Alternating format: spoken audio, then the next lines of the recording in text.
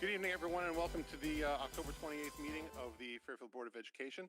Present with us we have tonight Mr. Krasnoff, Mr. Lee, Mrs. Jacobson, Ms. Flynn, myself, Mr. Peterson, Mrs. Maxon Kennelly, Mr. Asa, Mrs. Guernsey, Mrs. Rinaldi, and our representatives from our various high schools. And with that, if you'd join me to say the Pledge of Allegiance. Allegiance to the flag of the United States of America and to the republic for which it stands, one nation, under God, indivisible, with liberty and justice for all.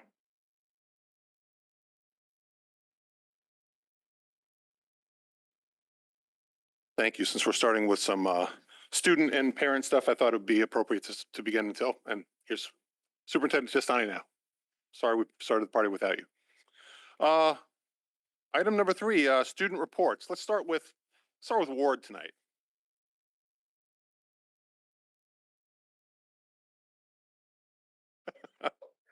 If you'd like, that's fine. How about our Walter Fitzgerald rep?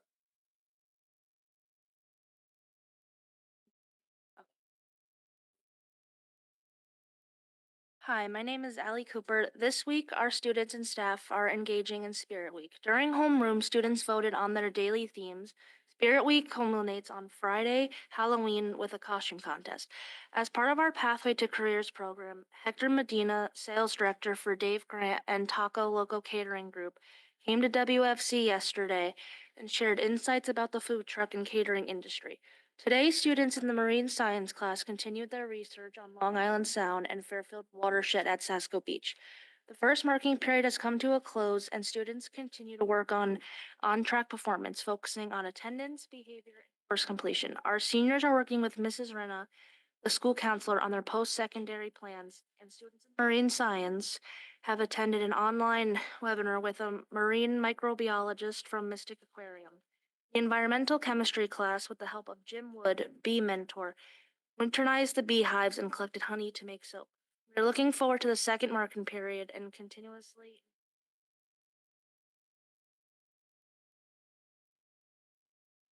Thank you very much. But our Ludlow representatives. Okay. Hi, everybody. So in our last meeting, we talked about the theme of belonging and bullying and how we were exploring that through our homeroom advisory and also through our school play. And so we actually had a representative forum for our homeroom representatives. And so a bunch of people from all of our different homerooms all met together with Dr. Hatzis and our Falcon Council Executive Board to talk about potential new ways and ideas to promote belonging at Ludlow. And so a bunch of suggestions were made, which include providing more community building events like our field day or our Battle of the Houses, and having conversation starters available in spaces like our cafeteria and our library, and encouraging clubs to organize more social events beyond the school day, all with the focus of building a better community at Ludlow.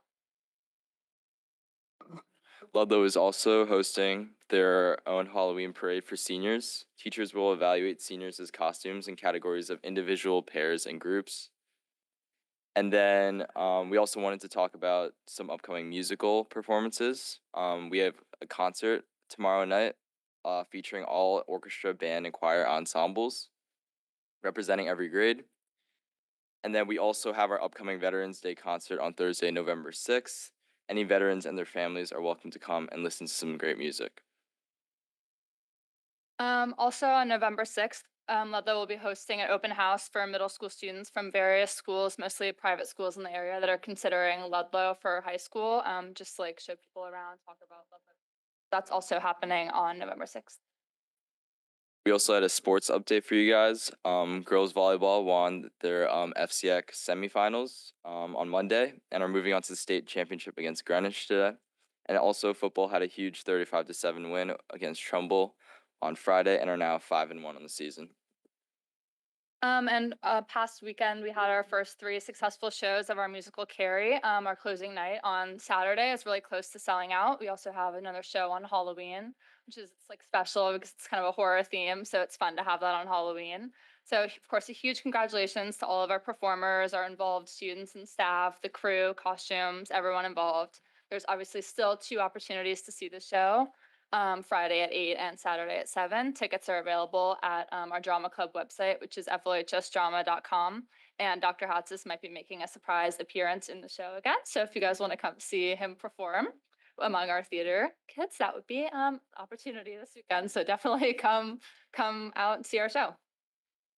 That's it for us. I don't think you can keep him away from a play. No, never. Of course not. How about Ward? Is Ward ready to go? Yes, we Excellent. are. Okay, good evening, everyone. First off, our seniors have been dressing up every Friday in the month of October. So we've had Decades Day, Career Day, Pajama Day, and Adam Sandler Day. And on Friday, yeah. And on Friday, the entire student body will have the opportunity to dress up for Halloween, which is very exciting.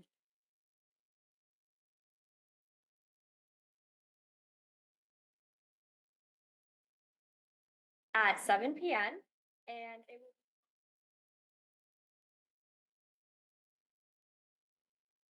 will and the choir concert will be held next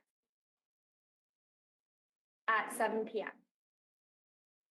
Okay, and Fairfield Ward High School is very excited to launch the new Mustang Pride and Culture and Leadership Program this year in partnering with Kendrick Moore, the Assistant Director Leadership of CASCIAC.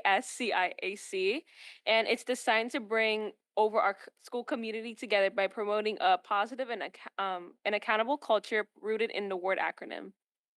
The DECA and Key Club election. And Fairfield Cares will be coming to our school to spark interest about their youth program, and it'll be a wonderful program for students to join.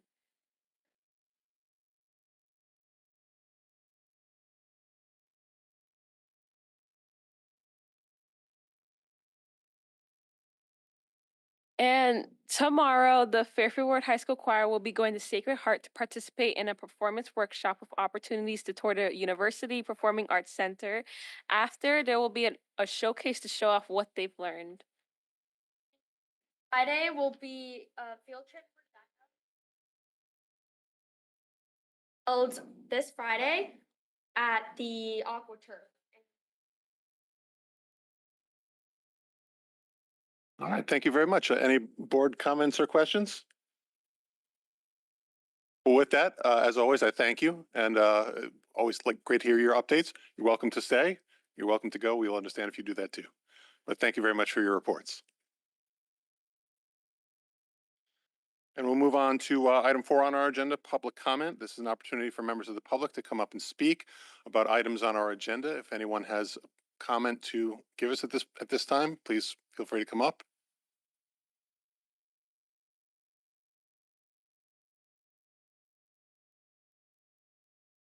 Okay. Oh. Thank you. Press it once. As long as the light's on, you're good. Lauren Effron, 241 Burr Street. I just wanted to personally thank you all so much on behalf of the Dwight community for helping to see this project to fruition. I know it was not an easy road, certainly not from our perspective, but I know from yours as well. And it took a long time. There was a lot of questions, but as Mr. Peterson said last night to the RTM, bring it on. We want to answer your questions. And you answered all of theirs and all of Board of Finance's and all of your own and all of ours as well. And it really started here at this table, in particular with the Facilities Committee, Jen Jacobson, Jason Lee, David Krasnoff. Thank you for not giving up. Thank you for staying focused and for believing that this was important. And we really do feel as a community that this will help all of Fairfield Public Schools and hopefully set a precedent going forward. So thank you again on behalf of our community to you. I'll just add, since context is absent, she was discussing the RTM's approval last night of a $76 million in bonding, million bonding for a new Dwight's school. So, any other public comment?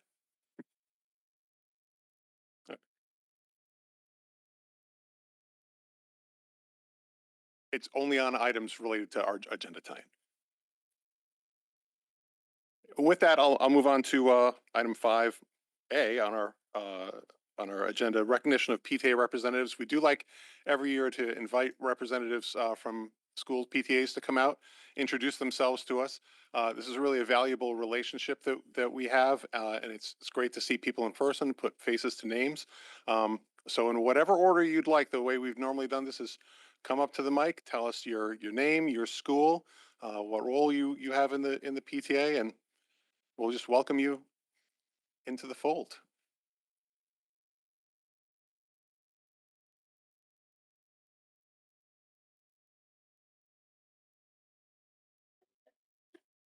Hi, I'm Kristen O'Neill, and I am the PTA rep from Jennings.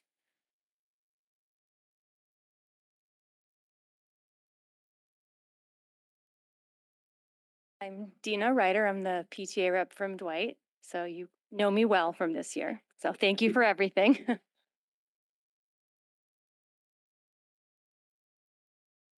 Laura Veneman, PTA Council President. Lauren Efren, PTA Council President-elect, and I'm here on behalf of RLMS as their Board of Ed rep as well. Hi, I'm Jessica Clausen. I'm the Burr Board of Ed rep.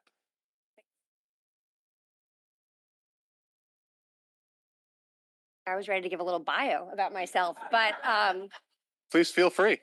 okay, hi, I'm Lexi Kennedy, and I am a PTA president-elect at Holland Hill. And I've been a Fairfield resident for 11 years. Staring at Tracy.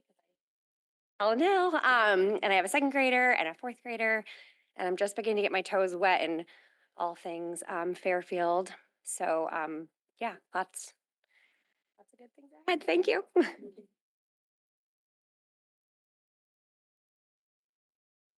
Hi, Lauren Castaneda. I'm here representing Osborne Hill. I have a second grader and a first grader, and I also represent SEPTA for the Board of Ed rep position.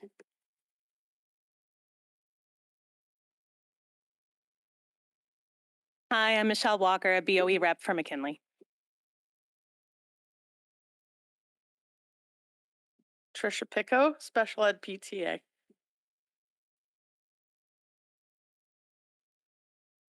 If we could all assemble and get a nice picture, that would be a great thing. And Mr. Peterson, we Yes. do have one more among the Board of Ed members. Oh, that's true. Mr. Asa. Nick Asa, Riverfield Board of Ed rep.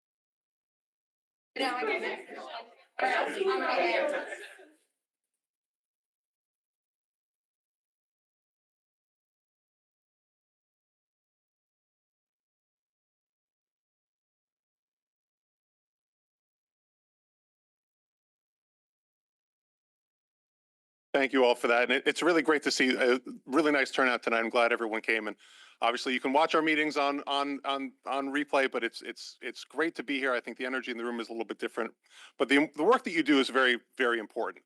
I've often referred to PTA as the gateway drug to the Board of Ed.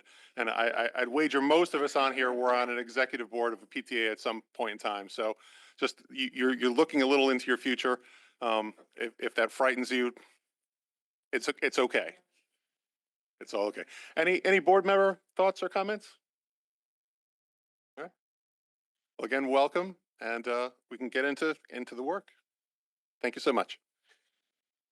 All right, we're moving on to item 6A of our agenda, our consent calendar, which contains multiple items. If I can have a unanimous consent to waive the reading. Thank you. These are all items that we thought there was not going to be much comment on.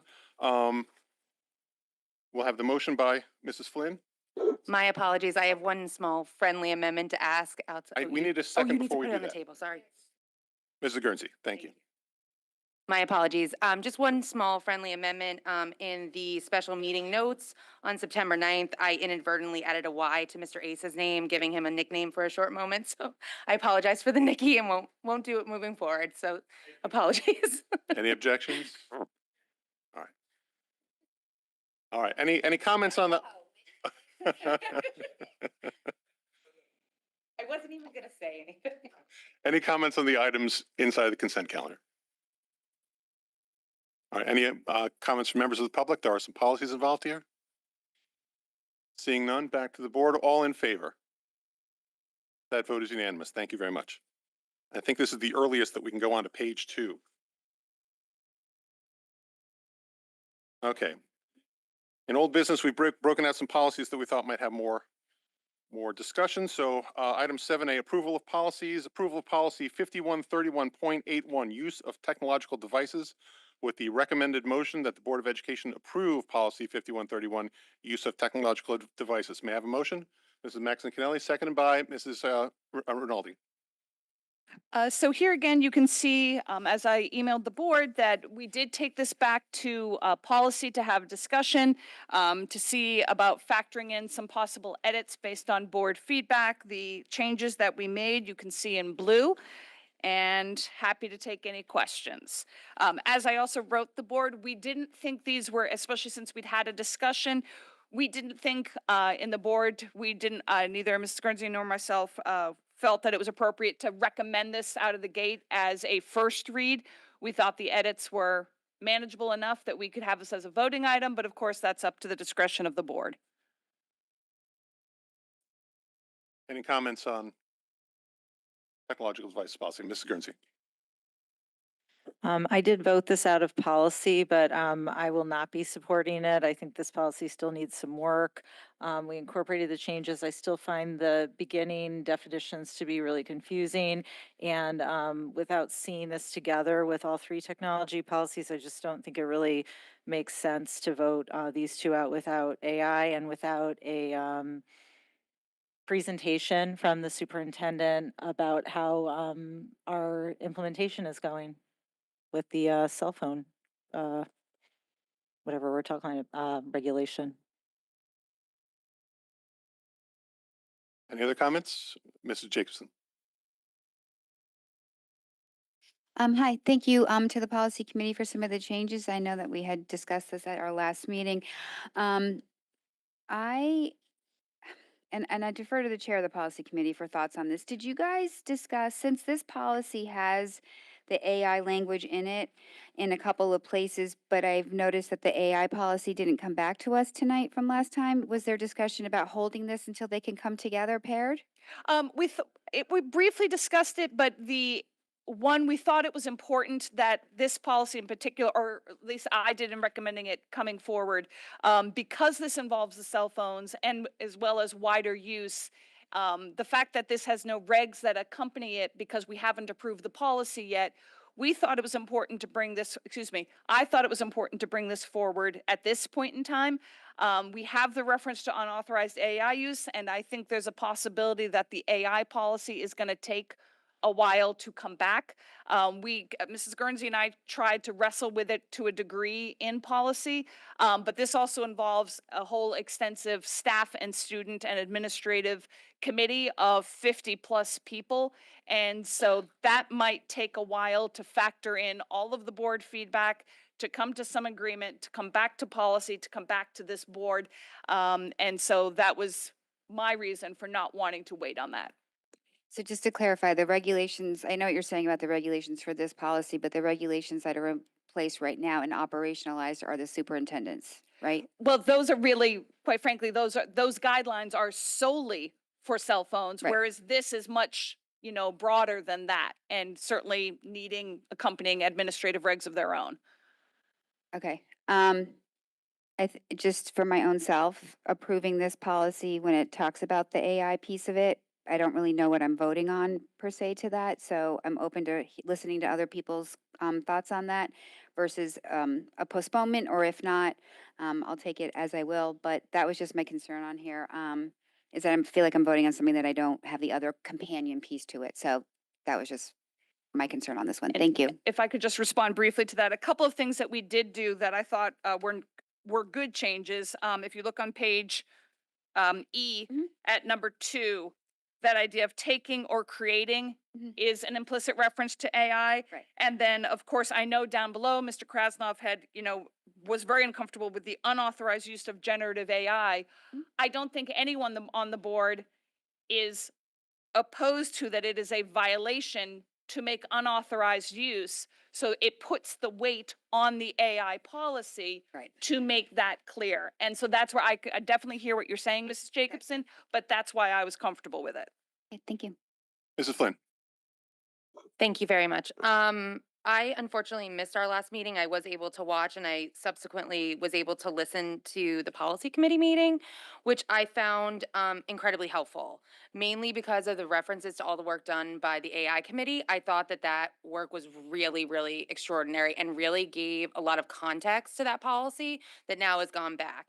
And I echo some of Ms. Jacobson's concerns in terms of, we have a lot of like weighty policies that take a long time to get here. We've seen school use of facilities. We've seen several that kind of like have iterations that have gone back and forth. And not that I was shocked to see this come through, but I am a little bit shocked to see these kind of as like separate wings, not all converged together, not really having Chromebooks addressed in here. I mean, I feel like we got on like the ride with technology in 2019 and never really got off of it. And while I appreciate a vast majority of this and agree with a vast majority of it, I do feel like there are holes in here that I find as a parent, not even just as a board member, to leave it a little bit broader than I feel comfortable, particularly on AI, but really on screen time, which isn't really addressed in here for students and a few other things. So I think as a board member, I would have really liked the presentation that went to policy. I think would be helpful at the full board table. I mentioned that in leadership. I think that that would be helpful. I know AI is already kind of pulled back, so that's coming there. But my initial instinct on this was to abstain, just I don't feel like I have the information before me to vote. But I'm gonna consider and kind of see where we are as a body. But I would love not a delay in terms of that I don't want any of this work happening, but a delay in terms of I think it's important to kind of translate to this board and the public, where we see that we're going with tech. And with these policies, the way they're kind of separated, I just don't see that myself, but I'm happy to be taught more. Thank you. Any other? Mr. Krasnov. Thank you for explaining why you brought this forward. I'm real torn sitting here looking at it, and I get why you put it forward. And there's a lot of things I do like in here. I personally still have a lot of concerns of what unauthorized use of generative AI ends up being. And I'm just really torn.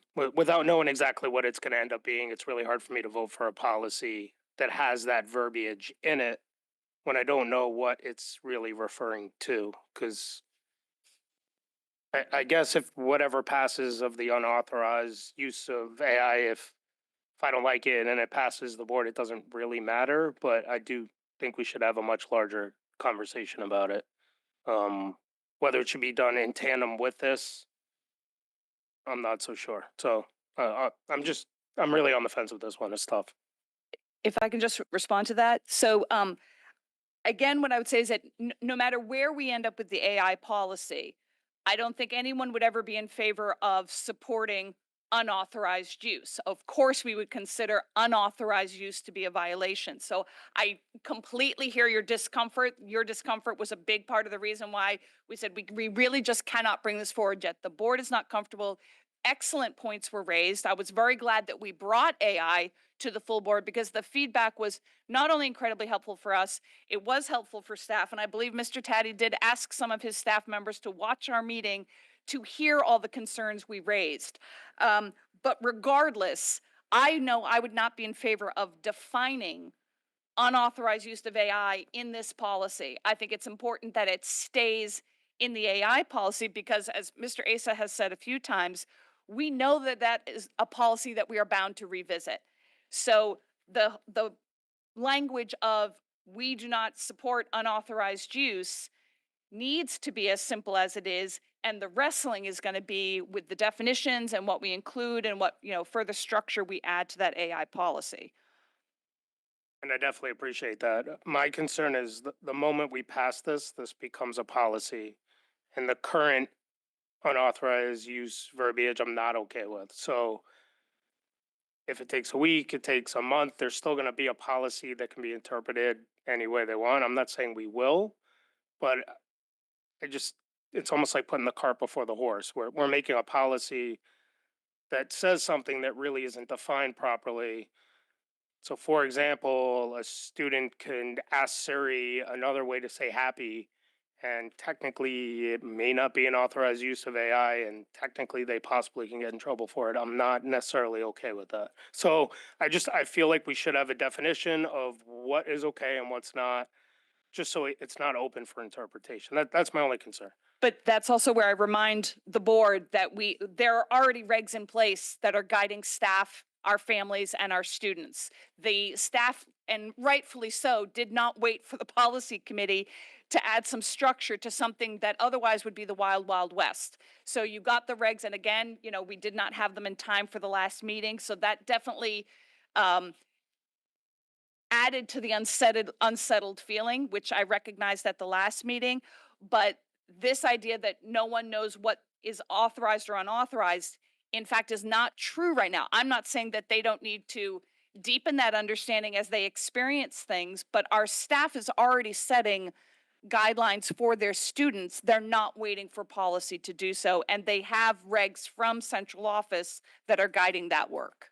But the current regs pretty much put the responsibility on each individual teacher to decide what is unauthorized use, which again, like I said, leaves it for very large interpretation by teacher.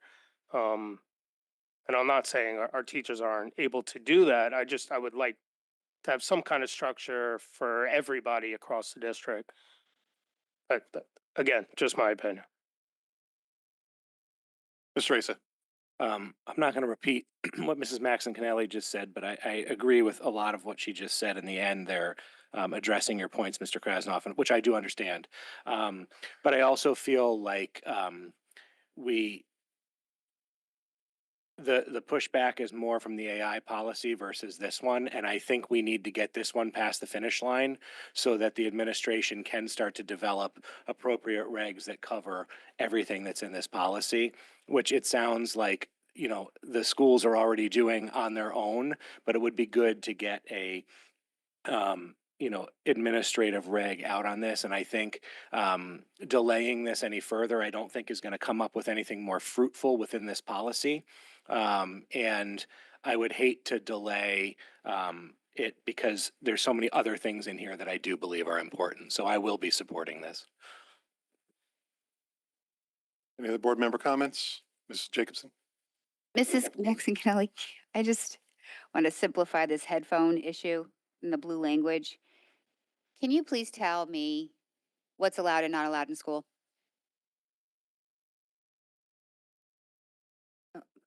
So as policy, those are not disallowed.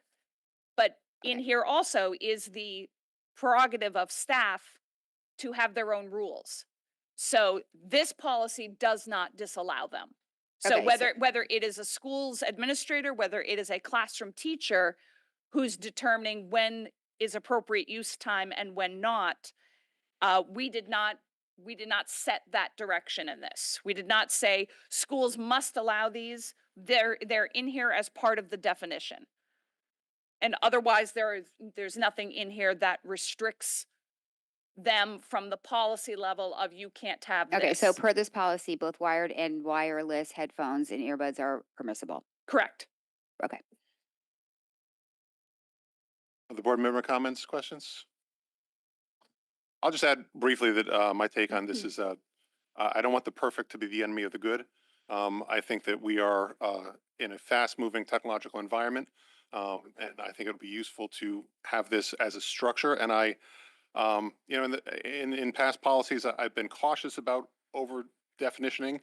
for lack of a better term. I understand where that's coming from, though. I do like things to be as tight as possible, but I also know that policy sometimes is an evolutionary and iterative process.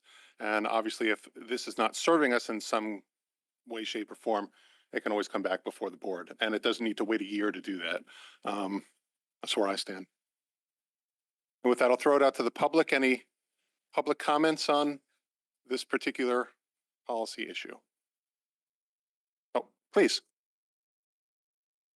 Sorry, I just have a quick question because you said that like per the policy, it's allowed to have wireless and wired headphones in schools, but I know that like under the phone policy, we can't have our wireless headphones, like we can't use them at all in schools. So like what, I guess I just don't understand like if that's like a thing or not, like, or like, I guess I'm just confused about that. Ms. Maxwell, you want to? Sure. So again, it's that idea of they are included here as part of a definition so that when we talk about privately owned technological devices, we're acknowledging them explicitly now. But this policy from the Fairfield Board of Ed is not weighing into are they allowed or not allowed. They could be used under any of these, you know, I guess it wouldn't be privacy, they could be behavior violations or what have you, but we're not restricting them in policy. That doesn't mean that we're saying they can always be used whenever a student wants. I'm taking the opposite extreme. So the idea that a specific building or a specific administrator or even a specific teacher would have restrictions, this policy does not weigh in on that. It's simply that we define them. But again, we also didn't say, we didn't go to either way. Ms. Tracy? I think it's also important for, you know, from your standpoint to understand that the Board of Ed does not run the day-to-day operations of the schools. So this is a perfect example. We set policies, and some of those policies do set guidelines for staff and students, but we, in general terms, the Board of Ed members are not involved with the implementation and day-to-day operations of staff and teachers with their students. If that makes sense, you know, as a broad statement, it doesn't mean that sometimes there's not policies that do make it very clear that things are or not. But in this case, what Mrs. Maxon-Canelli is referencing is administrative regulations, teacher building regulations dictating that. Mrs. Guernsey? I think this was a really good question, and it's one that we spent a long time actually in policy talking about this because I wanted the blue language in here for wired and wireless earbuds and headphones because I wanted to make it clear that if this policy passed, that in fact they would be allowed to be used. And I know right now that they are not allowed to. We're not allowing wireless earbuds, and I still don't totally understand why. But what I would say is that while this board is not it's not within our purview to get involved in the day-to-day operations. We do approve the budget. So when we disallow something like wireless earbuds and we have to purchase wired ones, then that is some place that we get involved. So this kind of language is really important. And there are, you know, consequences to these decisions that can be financial. So that's, you know, that's an important part. That is our role. So yes, it is. And I'm not going to be supporting this policy. Martha, you still have the floor. You want to talk further about it? I considered those follow-ups to your questions, so. All right. Okay. Mrs. Flynn. Just through the chair to Mr. Testani, on page F, under disciplinary action, the last sentence of that first paragraph, the superintendent or designee will collect all disciplinary action to ensure both regs are being followed, fidelity. Is that currently taking place? Yes, we are tracking infractions based on the cell phone regulations at both high schools and middle schools. Okay, so the tracking is explicit to the current regs on just cell phones. So moving forward, do you envision it being like you're tracking like the infractions like for wireless? Do you see that being That's like part a of continuous? that's part of the regulations. So as it's well all right kind now. of Correct. lumped together right now. Okay. Correct. Thank you. Mr. Krasnoff. Just quick clarification question, on B, D, was that added? Cause I missed that in the first one. It looks like some of the verbiage I sent you guys. If you did add it, I really do appreciate it. If I missed it, I also really am sorry. Um, No, D, this was the existing language that from 2 weeks was, ago. Yeah. okay. So it was pretty close to my language. Wow. Okay. Sorry, I missed that. Thank you. All right, I guess, are we ready to vote at this point? Been out to the public? All right, all in favor? Mr. Krasnoff, Mr. Lee, Mr. Peterson, Mrs. Maxon-Kennelly, Mr. Asa, Mrs. Rinaldi, all opposed? Mrs. Guernsey? Any abstentions? Mrs. Jacobson and Mrs. Flynn? Thank you very much. Move on now to approval of policy 6141, student internet use, with the recommended motion that the Board of Education approve policy 6141.321, student internet use. May I have a motion? Mrs. Maxon-Kennelly, seconded by Mr. Lee. So this one again, we made a few corrections. So I believe once again here in the definitions, we updated both in terms of the privately owned technological devices on page B. Then page C, I believe this was Mr. Peterson's suggestion for wording there, which also, well, I'll leave that alone. So that was number 4. And then we struggled a bit on page D with how to define the content standards, and we thought the best way to define it was by the curriculum content standards.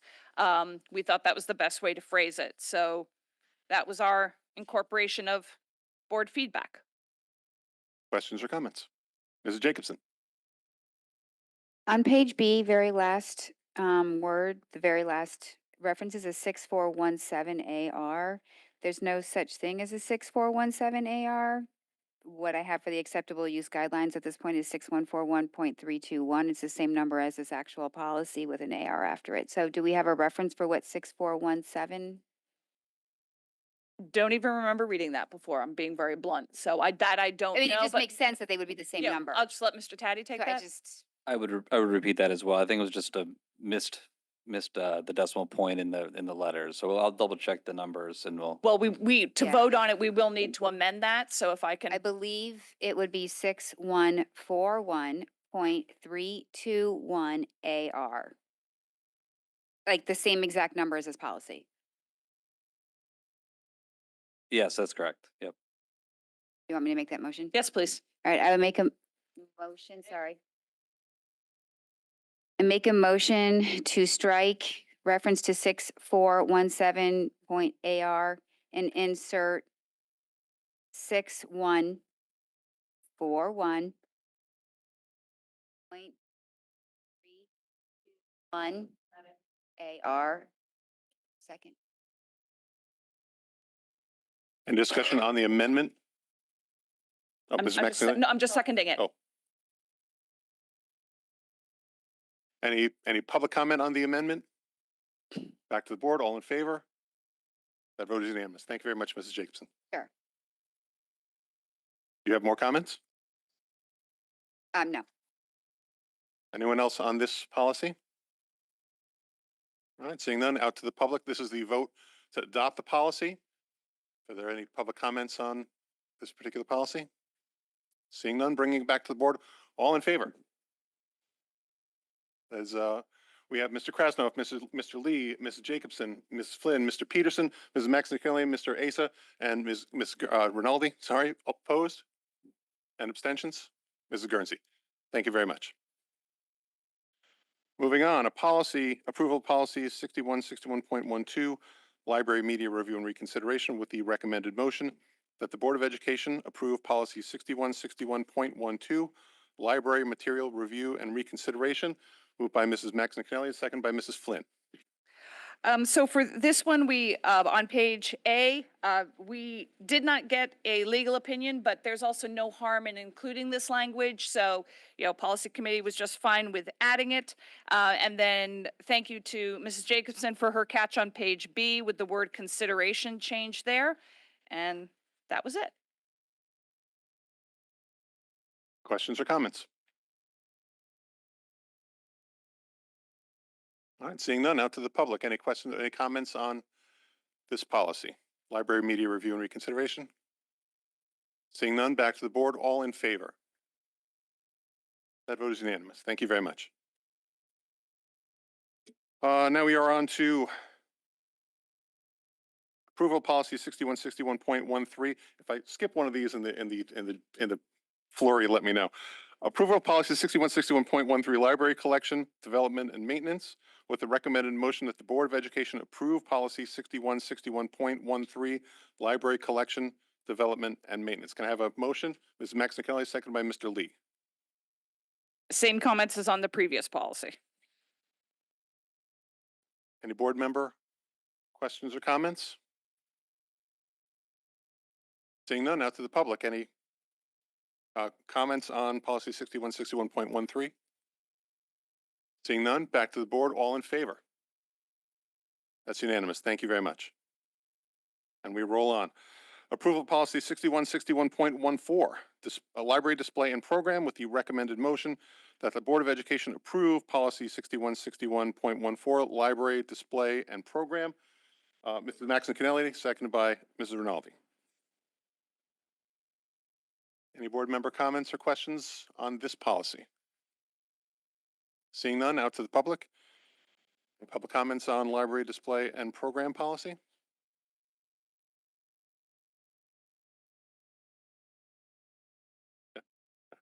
Back to the board. All in favor? That's unanimous. Thank you very much. Okay, one more to go. Approval to delete policy 6163.1, library media centers, with the recommended motion that the Board of Education approve the deletion of policy 6163.1, library media centers. Motion moved by Mrs. Maxine-Kennelly, seconded by Mr. Asa. And again, this one we had to wait until we approved a policy to now take out the one which has been now subsumed into the others. Any board member comments or questions? Any public comments? Back to the board. All in favor? That's unanimous again. Thank you very much. All right. I will say that the second half of the agenda is the meaty part. But we'll move on to new business with the first quarter financial report by Ms. Devaney.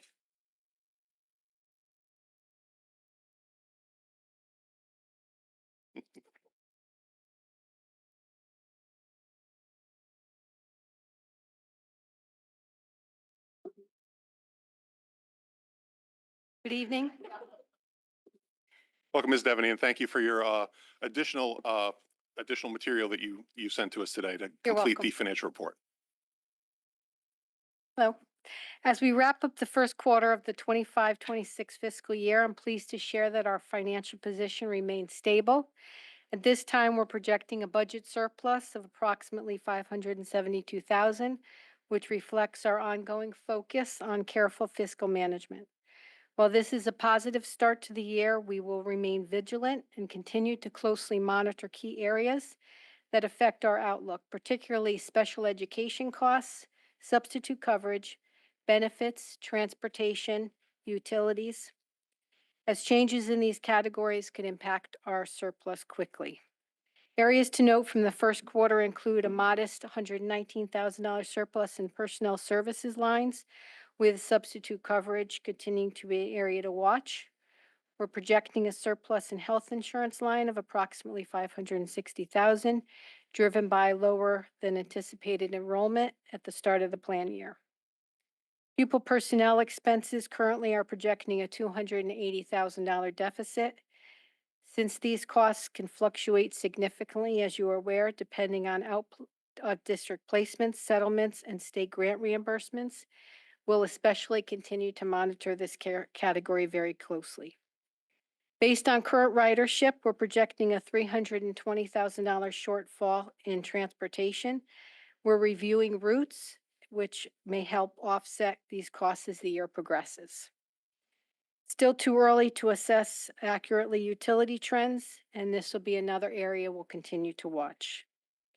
In summary, although early trends are encouraging, several areas demand ongoing attention.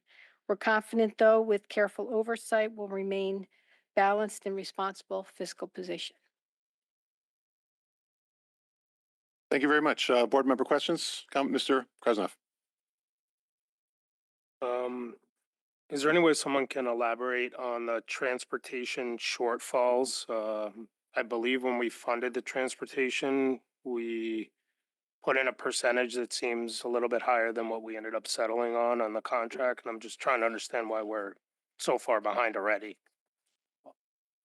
I think as Terry said, it's early, but we're also relying on an increase in some of our special ed transportation costs. A lot of charters. Some of those are beyond our control with the privates and the parochials as well. Just a lot happening. I think it's, as she mentioned, it's early. I did want to mention, because we did get an answer to your question that you've asked on utilities. There is a public assistance charge that is, up until June was significant. That rate has come down slightly in most recent bills, but we were being paid being charged extremely high rate when it came to the public assistance. So just wanted to throw that in before I forgot. And in terms of the public assistant charges, is that something that you've communicated to the town so they're aware that that was part? Because I'm sure they may have had it if they didn't catch some of that as well. Not yet. We just had that discussion this morning, but I will be reaching out to the town to see what possibilities there are for their support and how to, I don't know if there's any way around this. I don't think so, but if they can advocate on our behalf, not sure why a public school system would be included in that public assistance charge with utilities. Well, plus they can at least understand we didn't originally budget for that last year. It kind of came as a surprise, so it's just something that should be understood. And the numbers were big. Yeah, I'm sure. And Um, excuse me for yeah. interrupting, there were public utility charges in 2024, so it wasn't something that just started, but there was a significant increase. So just to show you an example, April of 2024, it was 0.016 per kilowatt. Then in 5/1 of 2024, it jumped to 0.0279 from 0.16. And then again, in May of 25, it jumped to 0.0316. So there were significant increases. However, that being said, in September 1, it seems to have gone down to 0.20, which is still higher than the April of 24 rate, but at least it's come down from the 0.31, 0.031.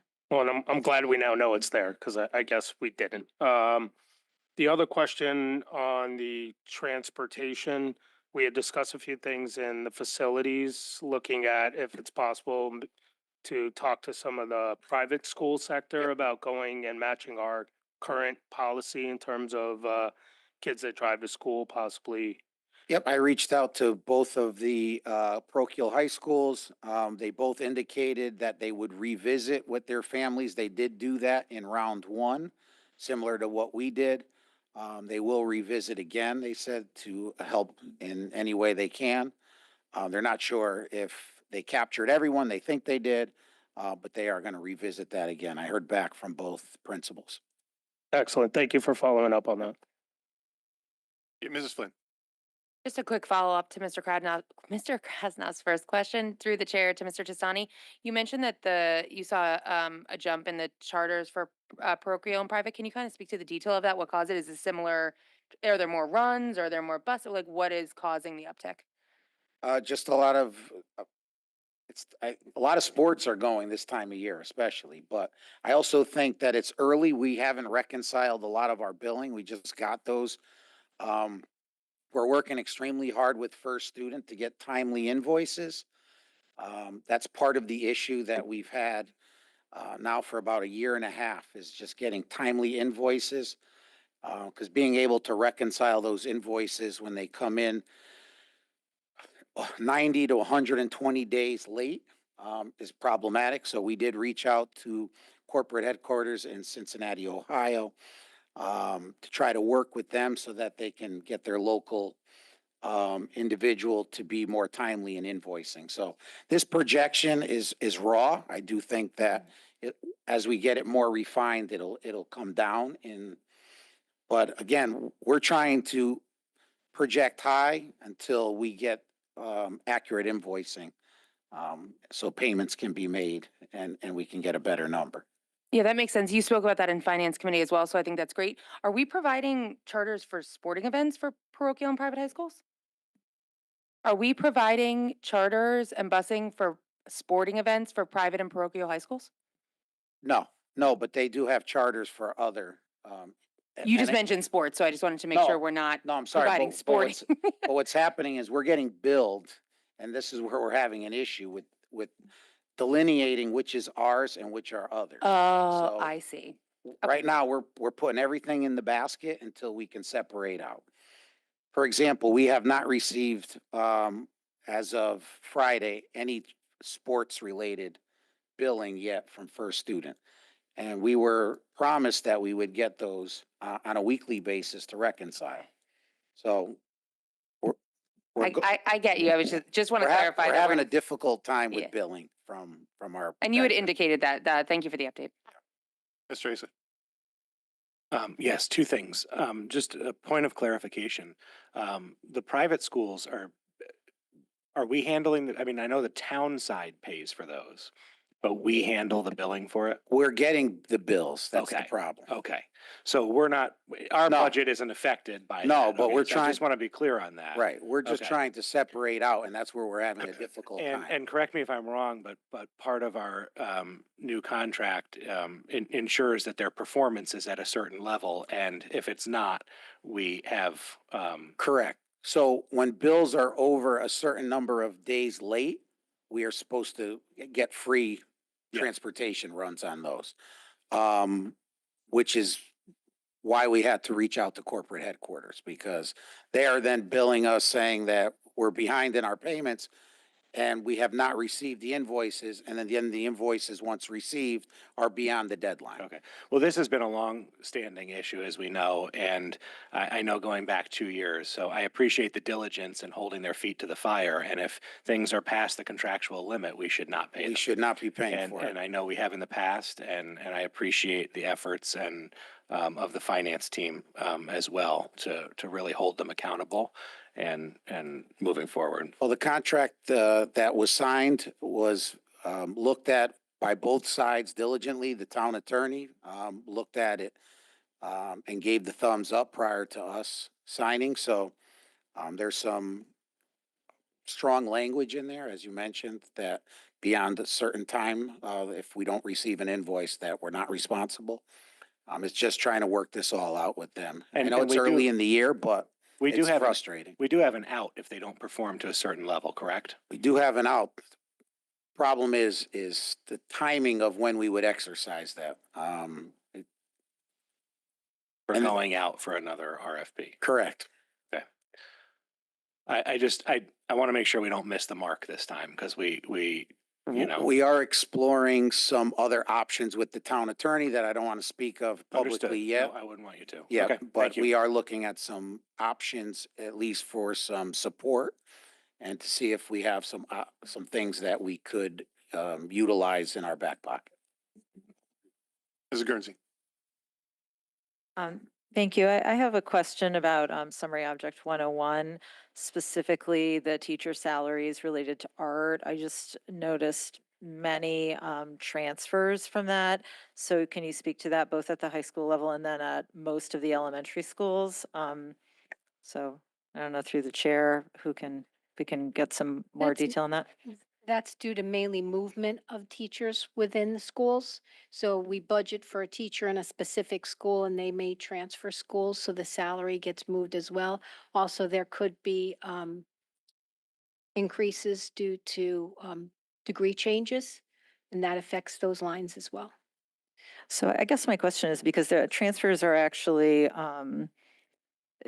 they're like negative 9,000 and it's the same number across a lot of accounts. And what my concern is that, we had budgeted an extra amount of money to cover this additional 10 minutes of art for the elementary school. So is that something that's been implemented? And Yes. is that, so that's been implemented? And then I guess I just don't understand if they're getting bumped, like why they're all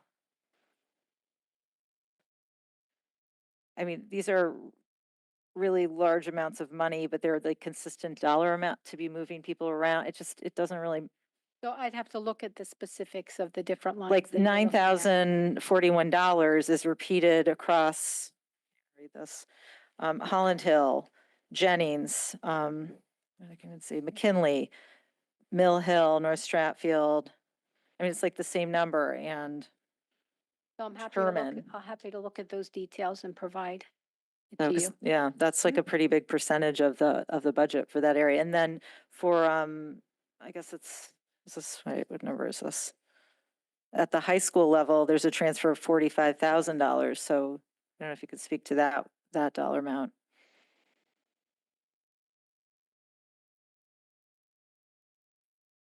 Again, I'll have to look at the details and I can provide that to you. I don't know off the top of my head. Okay, thank you. Ms. Jacobson? I'm just gonna, sorry, I'm just gonna circle back to the transportation piece. Mr. Testani, can you speak to some of the initiatives that we had implemented for this year around like the parking permits, and how did that go? How did we fare? We had estimated 100,000 savings due to that. So just a little, just how that worked out. So every student, if they applied and received the parking pass, were required to opt out of the bus. If not, then they would not receive a parking pass. We had over 240 some odd students at both high schools who received parking passes that did opt out. It did reduce a bus at the high school. And as mentioned, we usually at the end of October-ish, mid to late October, we do a review of ridership to see if there's any other consolidation we can do, and that's what the department's working on now. So it did get some savings. It's one full bus, and I think we reduced another bus by a tier.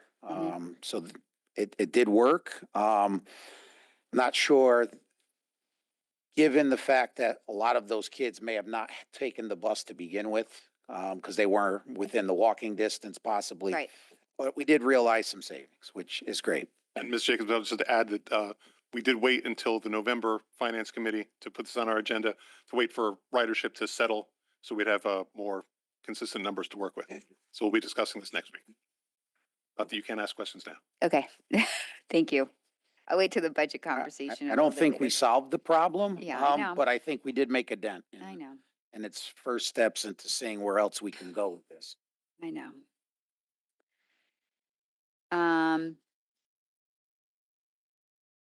Right, on the main cover sheet, guys, it was mainly on transportation for me, so if everyone doesn't mind, I'm gonna go through the bigger reports, if that's okay. Mrs. Guernsey already asked the question on art that I have. Mr. Testani, and guys, this is going to pertain to page 5, page 6, and ultimately page 9, and this has to do the whole STEAM to gifted, gifted to STEAM, like the STEAM teachers were defunded in this report, but then that money, it looks like it was transferred into the STEAM/gifted line. So just how's that going and how is that all working per this report? I mean, implementation is good. We have a dedicated staff member in each building that's implementing both curriculums. But so far, the feedback has been positive from the building administration. Again, we have convened the committee and we've met twice, and we have a third meeting coming up on elementary schedule. We're looking at this whole from ground up. So the committee's been instructed in every meeting. We're starting a school from scratch tomorrow. What do you want to see So we've gathered, everyone's kind of worked on looking at other districts to see what they offer, how much they offer of things. So we're bringing all that to the table as well, just to get a good understanding. And we're going to see where that lands. But as far as currently the way we restructured STEAM and gifted, everything seems to be going well. Okay. My question, and I'm not sure how to answer this question, it looks like we quote didn't fund these gifted teachers at the middle schools because they look like they were unbudgeted, but we definitely had the teachers there on page 6, guys, of 34. So I just was a little bit confused. It looks like they were not funded, but they definitely had gifted teachers at middle schools in our budget. So is that an error possibly, or it might just be a follow-up, but I see Dr. Zavajancic nodding ahead at me, but Again, that's an area that I'll look into and get back okay, to because you. I think that might not be correct, but I'm not sure. Or if it is, I'd just like to understand what that was. I already talked about the STEAM gifted. Mr. Testani, page 9, guys. Page 9, you said? Yep, kind of in the middle of the page. There's a teacher sped eval that was unbudgeted for $230,000. Can you just shed a little color on that? In the middle of the page, teacher, it's 103. It's the first item for object 103. Oh, okay. Was It may have been in previous budgets in under a different category. That's our special education evaluation team. Yeah, I always, if I see something that wasn't budgeted, I wonder, like, did something else move and then this became a different thing? So I'm not, I just wanted to understand what that is. That's our eval team that goes around and helps. So was this unbudgeted? No,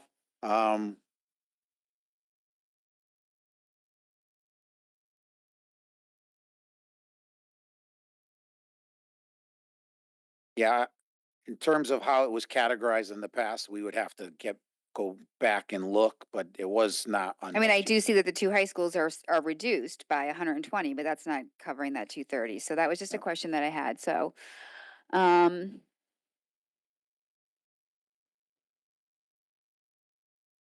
else did I have? I have quite a bit, guys, so hang on. What's happening with our director of construction and energy? That was a significant reduction. Is that moving to like a part-time position or something? Currently, in terms of just the work that's being done on school construction projects, yes, we will be looking for a replacement. Angeles and I need to get together again to come up with a job description that incorporates what we're looking for in terms of support for the maintenance department and also safety and security, a more active role in that. Okay, so And that might be especially with the vestibule projects that are coming up, someone that'll take the lead to help in supervising and staying on top of those projects as well. okay. So that might be part of the budget discussion later on. Okay, next I'm moving to page 14. And if everyone remembers, I had asked about this during our budget discussions because it looked like elementary custodians had been significantly reduced last year. And did we need to carry them forward? And I was told, yes, we did. But look, there's a lot of transfers here. So at the elementary custodian level, is there some explanation for that? What page are you on? I'm on page 14 of 34, sorry. And we did discuss this, so I guess I'm just confused on what's happening there. You have an explanation for that? I have to ask Angeles to speak to that. Okay. And Mr. Peterson, maybe these are things for your committee or Yeah. whatever. I mean, I'm happy to defer to you guys to go over some of this follow-up, but just pointing out some of the things that I had questions on.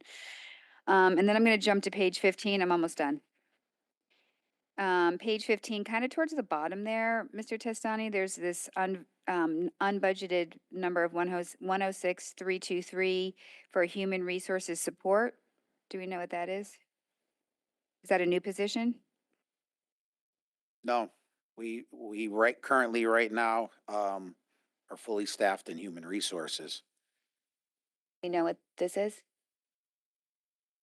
You don't know? No, no. Okay, There's- so that's a I'm question thinking mark for that it was 100K. budgeted. It perhaps might have been budgeted incorrectly in another line. I don't know. I'll look into it, but Yeah, it's, we have- Okay. we're not overstaffed or over budget. No, I'm not saying Yeah, overstaffed or yeah. anything. I don't make the intent here. I'm just, it looks like it wasn't a part of our original budget and now there's an appropriation. So I'm trying to understand, We may have categorized it differently in how the title Okay. That may have been, I don't, we'd have to look into that Again, through just Munis. pointing out some of the things that I had noticed that jumped out at me. I think that was it for the staff part. If anyone, I'll defer if anyone has other, on this report before I jump to the grants. Does anyone have anything before I jump to the grant report? Okay. Okay. Thank you for providing the grant report. I haven't been shy in my concern and worrying about our grants coming in this year, so, the first question I have is on page 11, guys, of 24. Last meeting, we had heard, and I had asked about our second pot of CLC, the Century 21 funds, and I don't even see that listed here, and it may be because it hasn't come in and it hasn't shown up, and that's why it's not included in the report. But do we have an update? Is it not here because we haven't received it? So it's not printing out, so to speak? Okay. So anything that's not here is because we haven't been able to draw down on it? Is that, I see Dr. Parrish coming over. Zakia Parrish, Deputy Superintendent. I'm not sure in terms of the financial reporting. Speaking to the mic, I'm sorry. Zakia Parrish, Deputy Superintendent. I'm not sure in terms of the financial reporting if that's the way it's logged, but we have not received that second grant. We just received the first one at the end of last week. So Okay. those funds have not been. So is that how the report works? If we haven't received it, would it not show up then in what you're printing out here? It really depends on the grant. If it's already been approved and appropriated, it would be included. Okay. But some are based purely on when we receive the Because we money. did So budget for this in our budget for this yeah, grant. So, so but I I'd have didn't to see it's look not at- in here. So I'd have to look at specifically this grant and find out Okay. how we. And then the adjust other that one on this revenue. same page that I didn't see was the fiscal year 26 CARES DFC for 125,000. So that was another one on this page that I didn't see for 26. Again, Mr. Peterson, I defer to you and your committee on the revenue side here. I know the CARES grant, they just started the application for, so that's, But we got Mrs. fiscal year Flynn knows 26 that. already. That's for future, okay. Anyway, page 14. We had budgeted, for fiscal year 26, I don't see on here tuition, the non-resident tuition employee. We had budgeted 58,192, and I don't see that in here. Did nothing happen with that this year, or? there is some non-resident tuition that needs to be booked. It probably. It just hasn't happened come in yet? after September Okay. 30th. I figured some of this was because it hasn't come in yet, to be honest. We actually spoke of that this morning. Bills went out and we are beginning to collect funds. Okay, awesome. Thank you. All right, and then page 21 of 24, I'm jumping to the building rental custodial fees. We had budgeted 262,000, and I just want to make sure that I'm reading this correctly. Is this an amended amount to 190, or can I'm you just sorry, what page explain? are you I'm on? sorry, 21.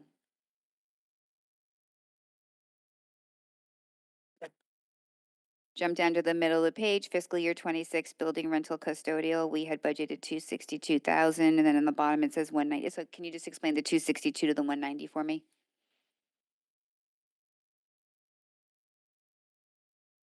Is that an amended amount or? Looks like it's because of the reduction in the 72. I have to look at it a little bit more Okay, closely. I don't again. want to just answer. Noting for you. This is all. Okay. And it's not in this report, and I don't know who to ask this question to, maybe Mr. Testani or Dr. Parrish. All of these reports are on our operating side, but,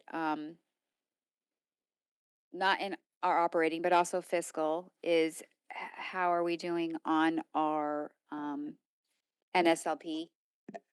The school lunch and breakfast revenue reimbursements coming in.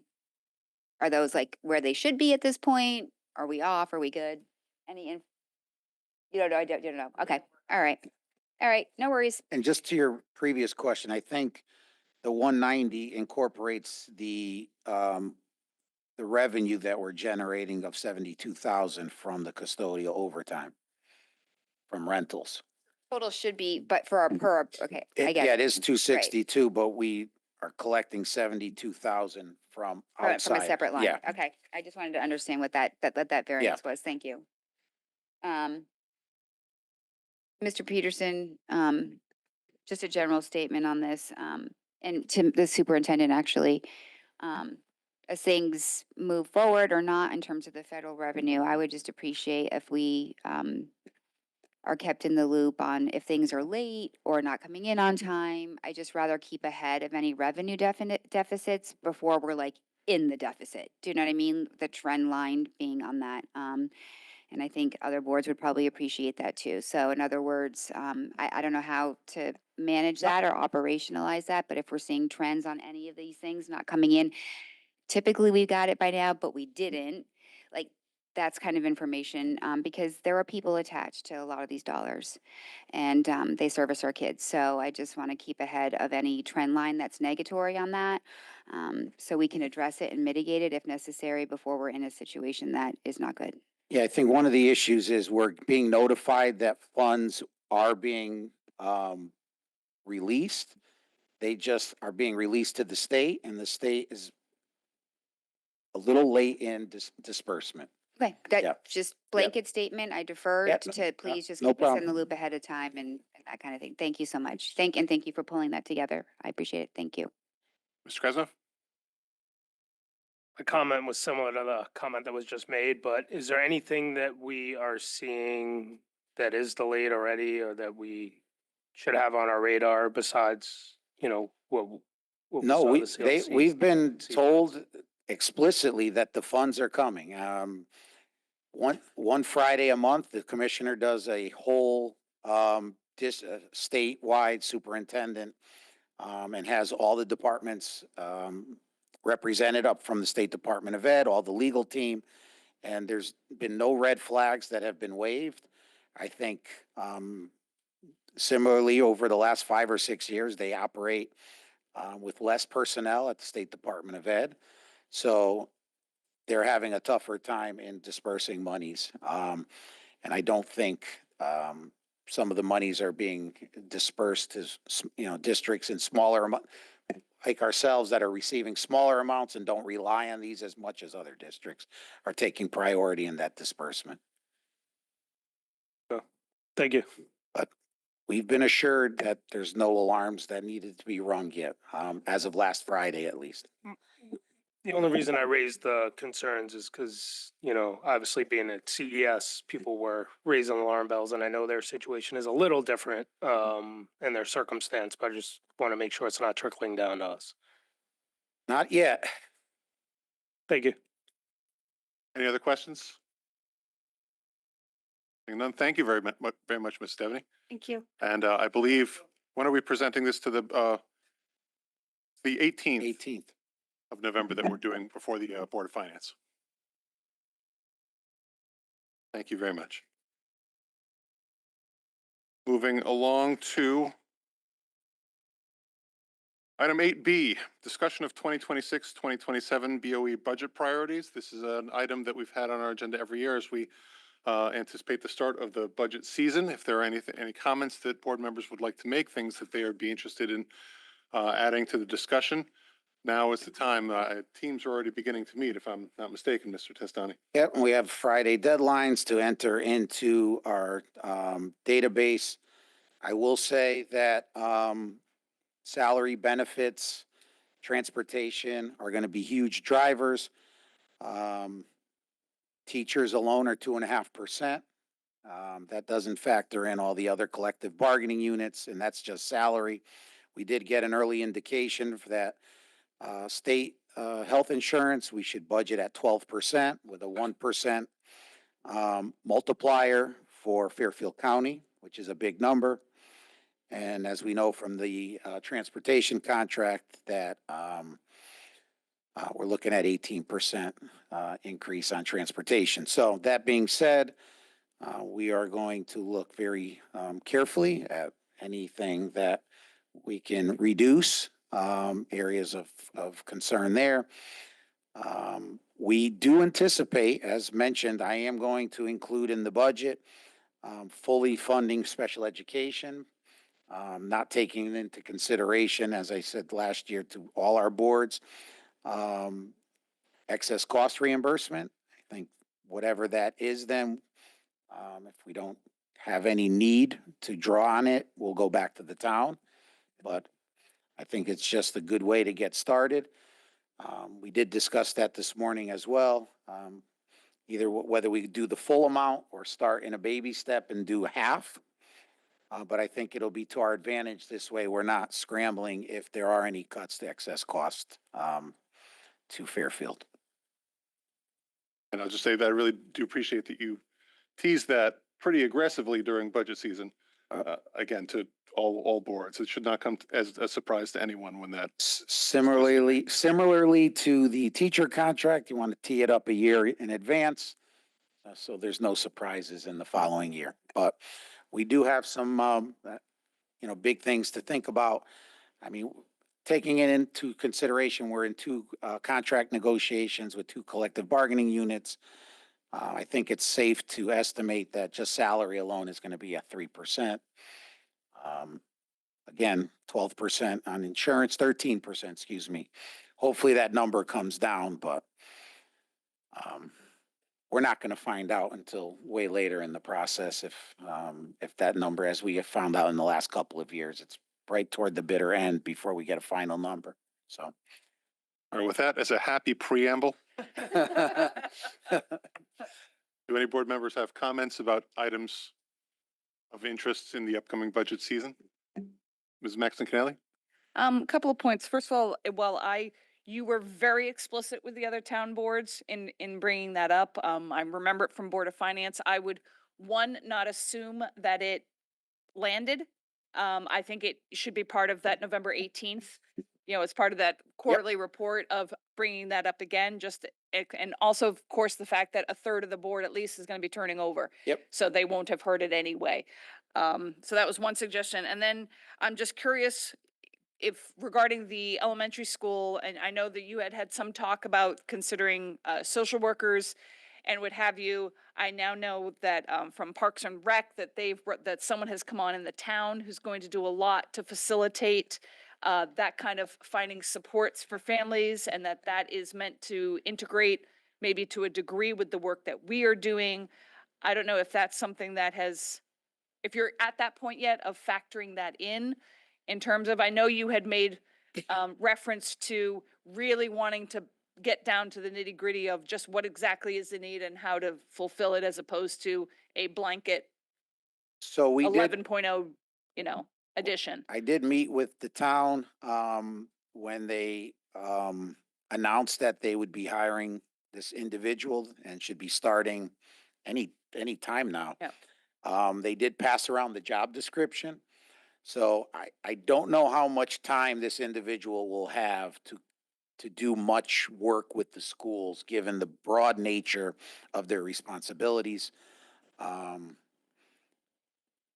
There is still an ask of school counselors for the elementary school that will be part of the budget. Hopefully it carries through. If it doesn't carry through this year, we'll reevaluate for next year. But that's the hope. That's the one, I guess you would say, initiative. That's the term people like to use, but I think it's a critical ask for our elementary schools to have that SEL support.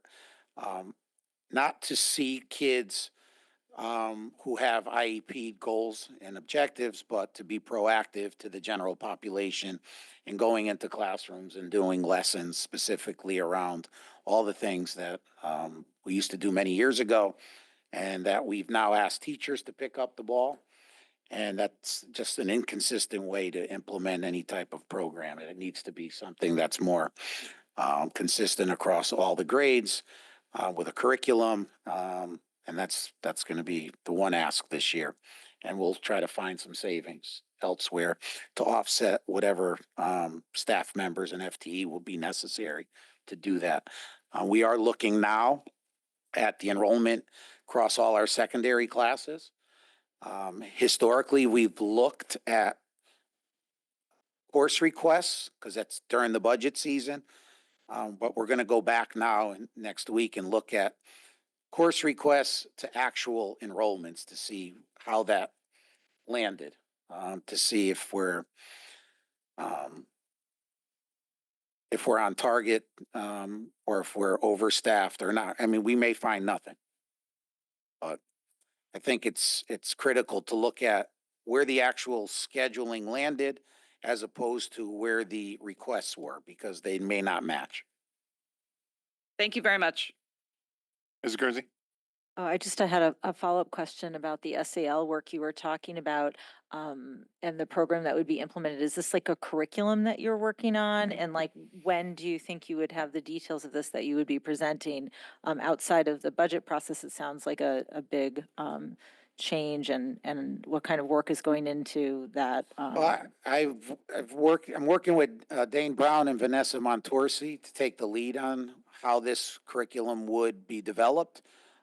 They've had some things that are in place that they're pulling, that they think that could be a good starting point. I've given them a little bit of a framework that I worked on, over the last year and a half, so we'll see where that lands.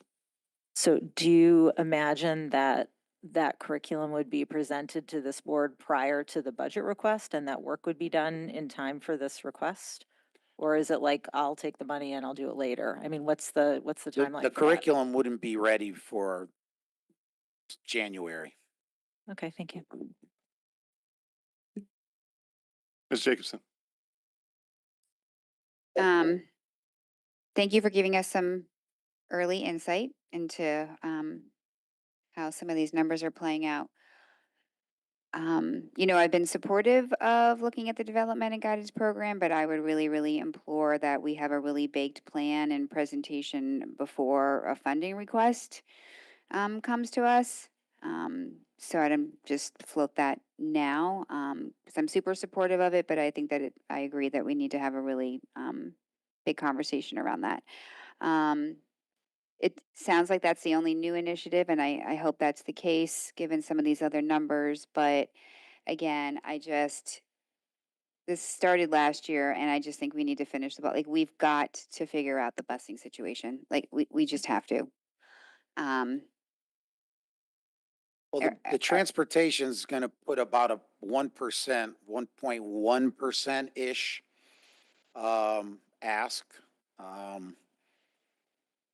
But salary and benefits are a huge component here. When we're looking at this, is probably 4% between salary and health benefits. Yeah, I know. I'm just talking about the transportation piece of this, and look, if we need to do something separate outside of finance or whatever to roll up our sleeves on it, I'm happy to help. But this is a situation that we've got to look at in terms of greater efficiencies around there. I didn't have anything else other than, I mean, I'll follow up on some of your commentary on enrollment. I don't really know what that means. Requests to enrolled, what that means. So usually during the budget time, course requests have been entered into Infinite Campus. So students have filled out their course Right. requests, and Infinite Campus will give you what, given our class sizes, how many sections are needed. Mhm. We work with the principals very closely to make sure that they create enough sections, but don't, as we found a couple of years ago, there was schools that it would say Infinite Campus would give a number, you need 6 sections of US history, they would create 8, 9 sections. So we were able to fine tune that. But we never went backwards until this year to look at, were those 6 sections really scheduled? So we're only 5 sections scheduled of US history, and only 4 sections based on where the other requests for those students landed. And it may not materialize to anything, because as we know it, we're not going to cut a teacher from a 1.0 to a 0.8. Just, we don't get much savings there. Plus the teacher probably won't stay. But if there are 5 sections of across 5 teachers of Algebra 1 that could be incorporated and absorbed into other sections, that's a full teacher that we're paying that we don't need. You're talking about higher class sizes. Depends what the class sizes are. So if the class sizes are 14 and they're going to go up to 19 or 20, yeah, no problem. If the class sizes are 20 and they're going to go up to 26, problem. Thought of something else, but I'll let other people go because it escaped what I got lost in your conversation there, but I'll come back. Mrs. Flynn? Thank you for the insight and the heads up. This is a really small ask and just a little bit of exploration. We've heard about this in email, and I've also been hearing about it anecdotally over the last few months. Is just, and I know this is determined by a building level and really by the administration, but any look at our middle schools and opportunities we could provide, especially athletic opportunities, I feel like we are a little. And I did a quick inventory of the state and what other programs are offered. And I think it really is dependent on obviously what facilities these buildings have, their staffing. But I do think, when we look back, when I came on to into this work, it was like that massive cut that hit, I don't even remember what, 07, 06, somewhere in there, that took away a bunch of middle school opportunities that were offered and that they kind of never came back. And now we're hearing ideas for tennis or other things. I would maybe just take a look. I think it's a really small number. I don't think it would add up to a huge chunk, but I think anything that we could kind of figure out to give more kids opportunities after school and keep them off of the Post Road and Black Rock Turnpike, I would applaud. So a few $1,000s to get a tennis team going or a field hockey team or whatever we could facilitate with staff. I mean, like I said, I don't want to get into it. I don't know how that is determined, but I just wanted to throw it out there because I thought it was a high impact, low number, maybe kind of situation. Yeah, we're supportive of anything that if someone in the building wants to offer to coach a tennis team, as you mentioned, because we did get that email. Yeah. I'm sure, I mean, we have no issues supporting it. I think sometimes, I don't know, and we're going to talk about it now that that came up in that email Okay. with the middle school principals to see if they actively, ask staff if there's anything they want to offer after school or is something we want to Yeah. be more proactive in seeing if anyone wants to do that. And then, we'll support it. Yeah, I just think from a climate standpoint, as we're giving our parents and our community what I think is very good direction in terms of screen time and technology use. I think kind of practicing what we preach and looking at what we offer off of screens it's a great idea. So that was my only big ask right Yeah. now after. One of the things that I thought of after receiving that email was a good starting point to get a lot of bang for our buck is maybe an intramural program at each of the middle schools where it's just not the top kids who are playing tennis, but it's a good grassroots way of getting more kids involved who may want to try tennis, for example, or try a sport that never tried it before, and they can participate.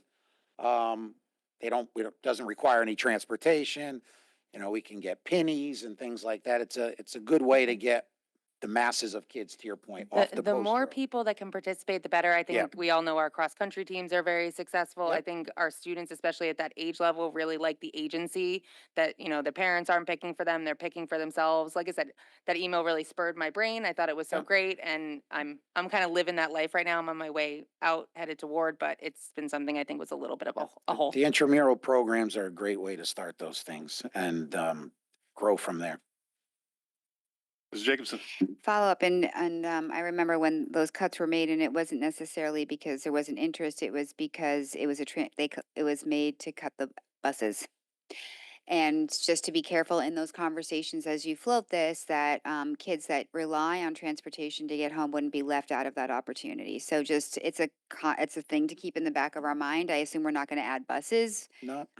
So it's just how can we address some of that access issue if it does come up? Fully support it. Just mindful of why was it cut? It was cut because of the buses. Yeah, I think if we did an intramural, it could be one specific day. So we could run a late bus from each of the schools for any kids that would require. Yeah, but as long as we didn't have to do it every day, we could pick one day as intramural day and see where that grows from there. And then from there, we can see what the interest is. Heard my other thing. Please continue. Curriculum resources. So I know we have a holdover from last year of the world language textbooks for several $100,000 that I think would need to be in this budget. Because we phased it last year as one of the cost-cutting measures we implemented. So just throwing out some things that I'm remembering, and then whatever we're going to need for social studies, I anticipate that we'll have curriculum before and ask for funds. So I'm hoping that is the case. Yep. But just throwing out the items that pertain to any big curriculum implementations or as we review the next area. So that was a couple. Any other board member thoughts on budget priorities? Mr. Krasnoff. Just making sure some of the spends that we possibly had to make this year that could come out, like maybe the pouches, if we don't need pouches again, that they're not in it again. It will just make it cleaner and easier instead of us just sitting here trying to pick and choose what stays, what goes. Anything we can do to cut back the total, I think, is going to be beneficial to all of us, knowing how big some of these increases are going to be. Even if they're little things like, charging carts. If we don't need 2 this year and we can get away with 1 or none, let's eliminate it. Let's not even sit across the table and argue about it. That's just my thought. We go through with a fine tooth comb before it gets here. As you saw last year, it wasn't easy. But we are looking at everything possible. And I'm sure you are. I just wanted to get it out there. And even if they're little $20,000 cut here, 20,000, it adds up. Thanks. Any other board member comments? Seeing none. Oh, one more. Mrs. Jacobson. I'd say make sure we have enough paper for printing. Or how, if there was an overcorrection, perhaps it needs to be looked at. I'm sure you're already. There's plenty of paper. That is not an issue. You're going to accelerate false copying once I'm off narrative. the board? All right, I understand. All right, let's move on. We're going to move on to item C, 8C, which is discussion of the 2026 student calendar. It's the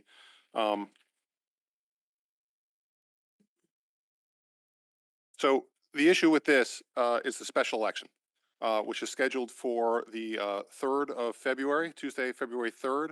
I did triple check with the registrars just to make sure that I wasn't mistaken, but they are intending to use our various schools as they do for polling places. So we had a discussion in leadership, knowing that we would need to make an edit to this this calendar to adjust for that. Mr. Testani did come up with an idea that. Yep, I came up with a creative idea that would not already put us at June 12th. And also to try to maximize instructional time, since we are losing February 3rd, which would be a full day of school in the beginning stages of the second semester. And we know that's much more valuable than a day in June. So what I did was I extended the half day on January 13th to a full day for students and staff, obviously. I extended the half day on May 12th to a full day for students and staff, and then made February 3rd a professional learning day for staff. So the student calendar would be 181, but 2 half days have been converted now into 2 full days at critical times of the year, rather than adding a day at the end of the school year, which would most likely be a half day. Mrs. Maxton Kennelly. Yeah, I just wanted to say thank you to Mr. Testani. We had quite some wrestling in leadership over this, and I thought this was a very creative way to come at it that even satisfied me. So, I was really pleased with this compromise. So thank you. Meeting adjourned. I'm leaving on a high note. Mr. Asa. I would like, I support this idea. We will have to vote on it, right? So Yes. would that be at the next meeting? Yes. And I would like to carry this discussion into the next agenda item where any way we can try to look at eliminating these early dismissal days, as many of them as possible. I do support a full day off for PD, if we can, do something like this in the next year. I think it's beneficial, and a full day is just going to be better for students instructional and also for planning for, especially for the younger kids, having less half days. So I think this is a great solution and I appreciate it. Mrs. Guernsey? Agreed. This is a fantastic solution. The one thing that I would say is that if in fact this calendar ends up passing, which I hope it does, the communication that goes out to the parents is going to need to be really clear because a lot of people, well, especially because people plan like doctor's appointments a year in advance, they use these half days. And so that's going to have to be like a really big effort because it's right around the corner, January. I mean, yeah, anyway, thank you. Yep. Certainly understood, but obviously this date was foisted upon us, so. No, I understand. I'm just saying like to make sure that we Exactly. give as much notice as we can and to be very clear about the channels that we communicate that because yeah, thank you. Hopefully it passes in 2 weeks and then we will have the communication ready to go first thing the next morning. Mr. Krasnov? I want to triple echo what Mr. Asa said. The half days are not really half days for the elementary school kids. By the time they get off the buses, it's only a few hours difference. So given that feedback, I would love to take another crack at the draft student calendar for next year. My question to everyone is, because there are 6 days in the year that are half days because of conferences at the elementary school pretty much. Would you prefer that we try to schedule a full day of conferences rather than 3 half days? Where then, okay, that's what listen. It takes a while to get Fairfield to move because you Fairfieldize a lot of things around here that really don't make sense anymore. So I'm happy to take another crack at this. Correct. I will be very creative to ensure that we maximize student instruction at key points of the year because as you can see, the 26-27 isn't as bad as it was this year, but between September and October, there was significant disruptions to instruction at a critical time of the year when we could be getting into a nice groove with teaching and learning. All right, let me just kind of reset here. Do we have any more questions or comments on the 25-26 calendar? Mrs. Guernsey? Oh, yeah. Because otherwise we'll just put this on for the 12th and move forward. Happy to do that. Okay. More comments? Oh.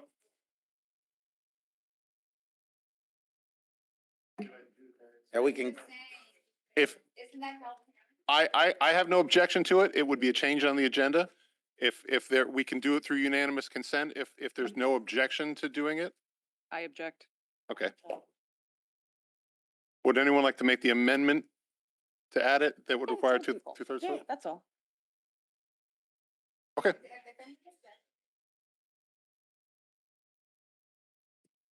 I hopefully with PTA representatives in the audience, the word will start to get out. And I think people are aware that this date is coming up and that there might need to be, but the sooner we get this clarified, the better. So moving on to the 26-27 calendar. Mrs. Maxon Canelli. Yeah, thank you. One comment, and I'm sorry that I didn't know. I was honestly so focused on the 25-26. I did not look at this one closely enough. Unfortunately, we do have one significant issue, which is with our new school calendar policy. We are starting school too soon. Because according to our policy, the first day for students is the last Monday of August.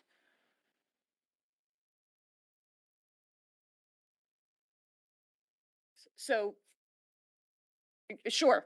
So the policy that we passed, policy 6111, says the first day of school for students shall not be prior to the last Monday in August, inclusive of student orientation.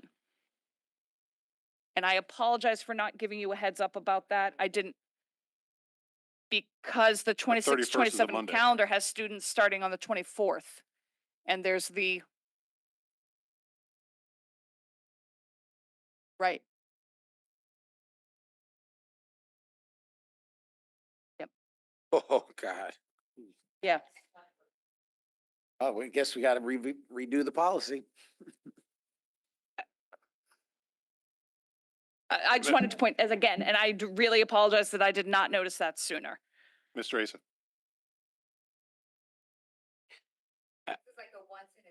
As much as I've always advocated for starting school after Labor Day, I think and bringing back February break, I think in this case, through the chair, would it be possible for us to vote to do a one-time suspension of the, I don't know what the procedure is of the to do a one-time suspension of that if we were to approve this calendar?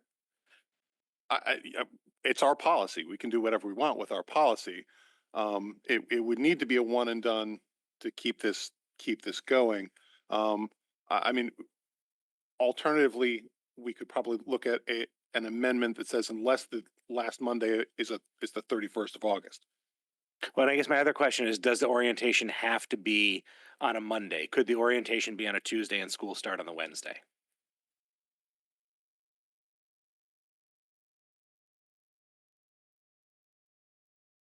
Yes. But could we just move it to Mr. Testani? If we weren't changing the policy, could we just move it one day? So teachers come back on the 20th, orientation's on the 25th, and school starts on the 26th. And then we push the last day of school out a day.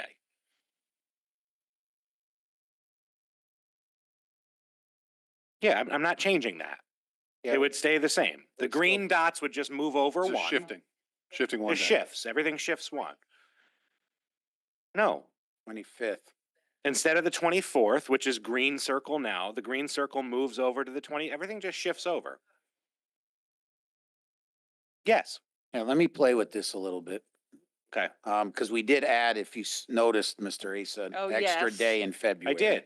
Well, so, I mean, I'd like to revisit the February break. I mean, it's so disadvantageous, like not to have that February break. So I know it was discussed last year, but Every year. I do think, it should be up for discussion again. Mrs. Guernsey? Yeah, so just to jump on that comment about February break, I definitely think it's worth a discussion, and the form that it's sitting in right now, I think, while that might work well for certain groups of people, I'm sort of having the high school subset in mind. And what we've created here is basically 2 3-day weeks. So you would have like one of the like 4 of your classes, you would only have once per week. So that's like pretty wildly disruptive from like an academic point of view. So if we're talking about like really, do we want a longer February break, which I think is a valid conversation to have, straddling that weekend, which is good for like the cheap flights, is not really good for, I think, our academic, Yeah, whatever. yeah, I'm happy to So- move the 12th to the 17th. And then the PD, I wasn't sure if we had looked at what our attendance was on that day and if we should be, that should be there at all, if it should move to another day. It's so choppy. Like I get how we're like slowly moving towards like longer February breaks, but I think we just need to come to terms with like how we're structuring this, because it turned from like a long weekend into like this 6-day break. That's like, I anyway. agree. I'm gonna throw it out there. Do we want to reconsider going to school and celebrating Veterans Day in the buildings? Can I speak to that? Oh, Sure. Veterans Day is a sacred holiday for me personally, and I can't think of a better place for our students to be to learn about our veterans than in our public schools. Thank you. And if in fact we were committed to providing programming that would give them that opportunity, I would be absolutely delighted. And I can't believe that our veterans, that many of them would not welcome that change. I think it's a great opportunity. Every one of our elementary schools does a Veterans Day celebration on every other day but Veterans Day. So I think that would make that uniform. And I think it would be great for our middle and high school students to also bring in folks to come in and speak about their experience serving our country, and the sacrifices that they made in order for us to have the freedoms and liberties that we have today. So that being said, we can come with a nice February break for you there, Mr. Asa. Mrs. Flynn. Thank you very much for that recommendation. I would absolutely support it, and I would encourage right now. We've always been told that there's a little bit of a lobbying issue. We're about to roll into those presentations. I've been a parent at North Stratfield for going on, oh God, I don't even know. This is my last veteran. I'm gonna get choked up just talking about it. This is my last Veterans Day at North Stratfield, where they do, I don't know if any other schools do this, but the Table of the Fallen Soldier.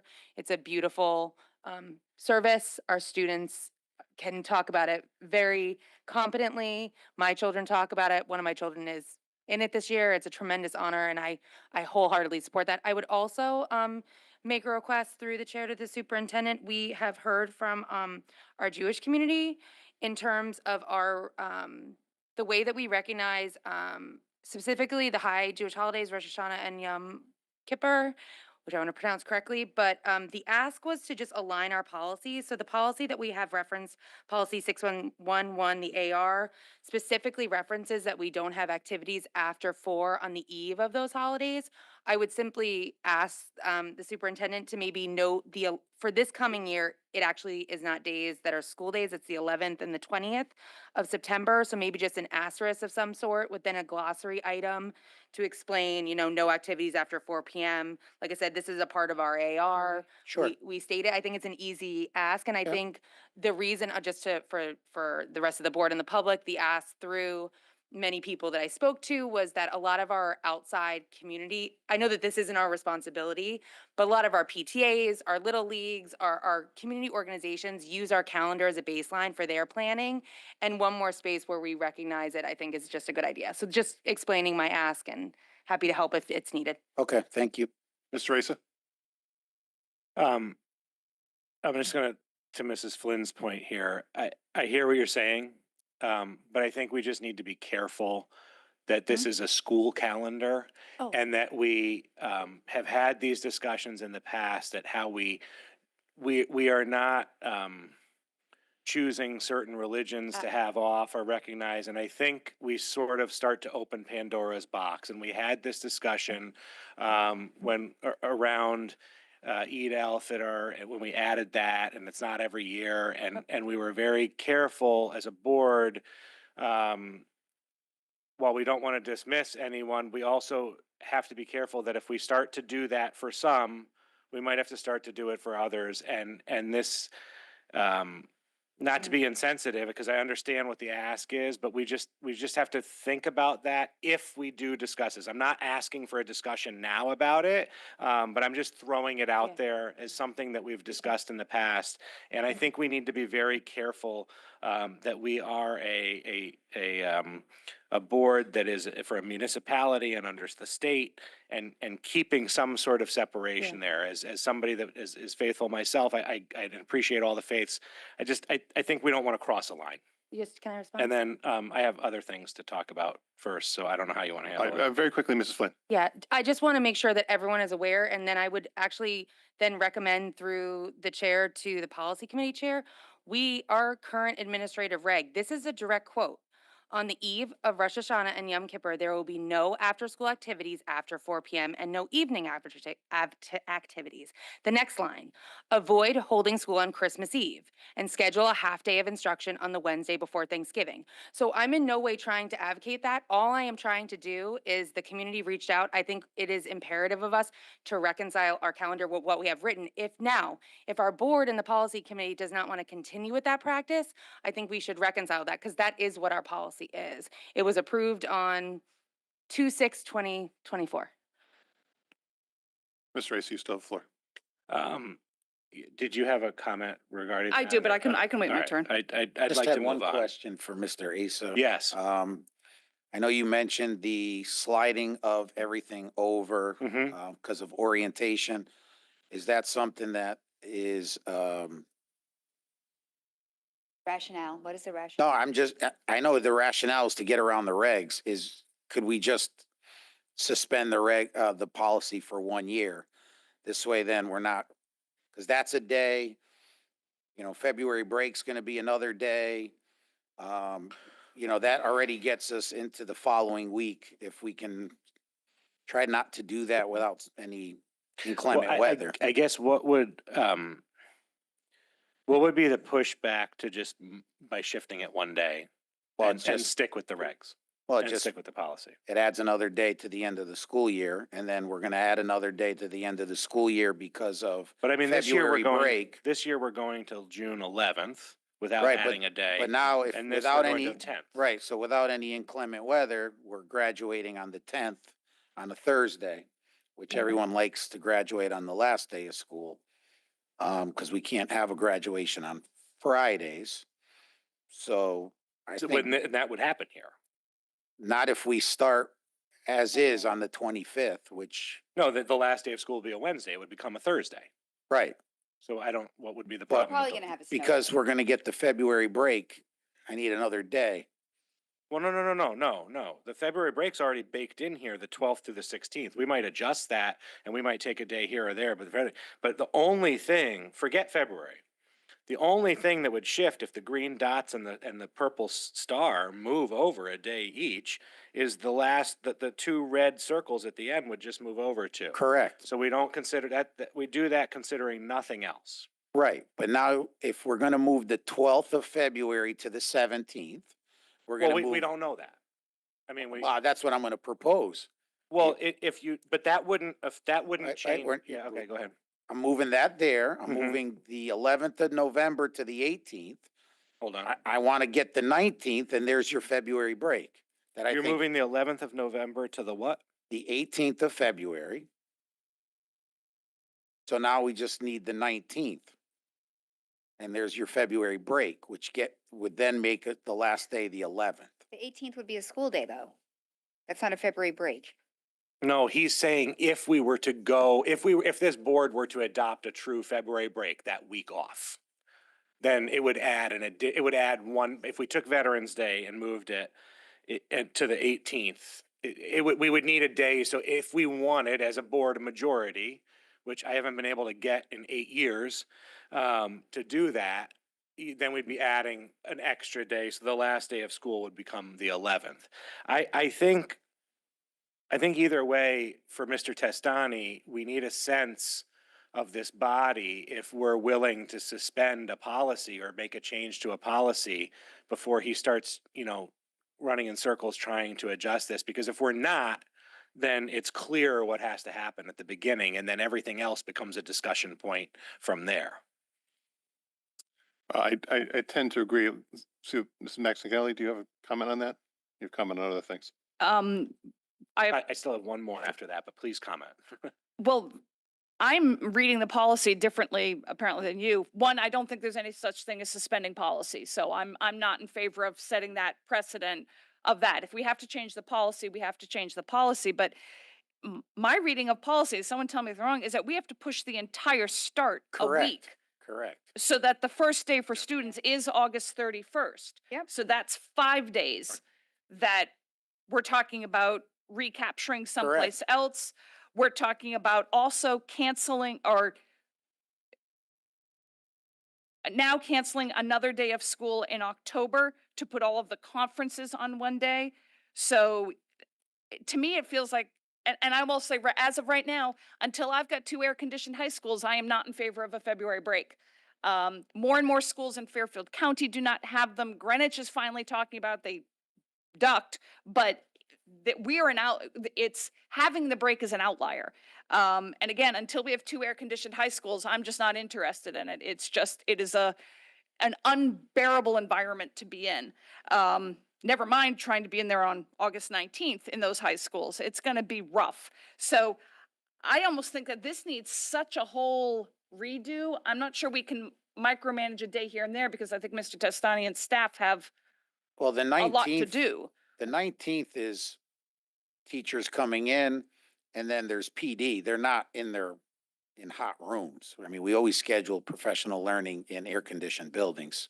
So other than going back to their classrooms for setup, I mean, pushing the start of the school year out another week is going to be really difficult. Because Let me- then you're pushing out, you're getting warm weather in June for sure. Let me simplify this, because it does seem that everything hinges on the policy question.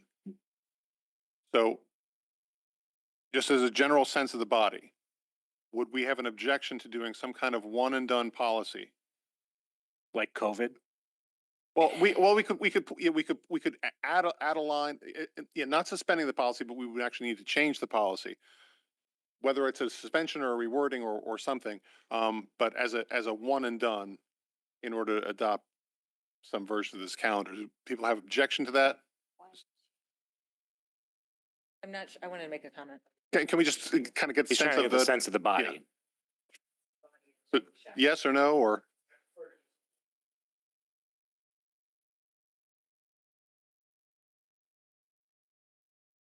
But you would be in favor of a policy change?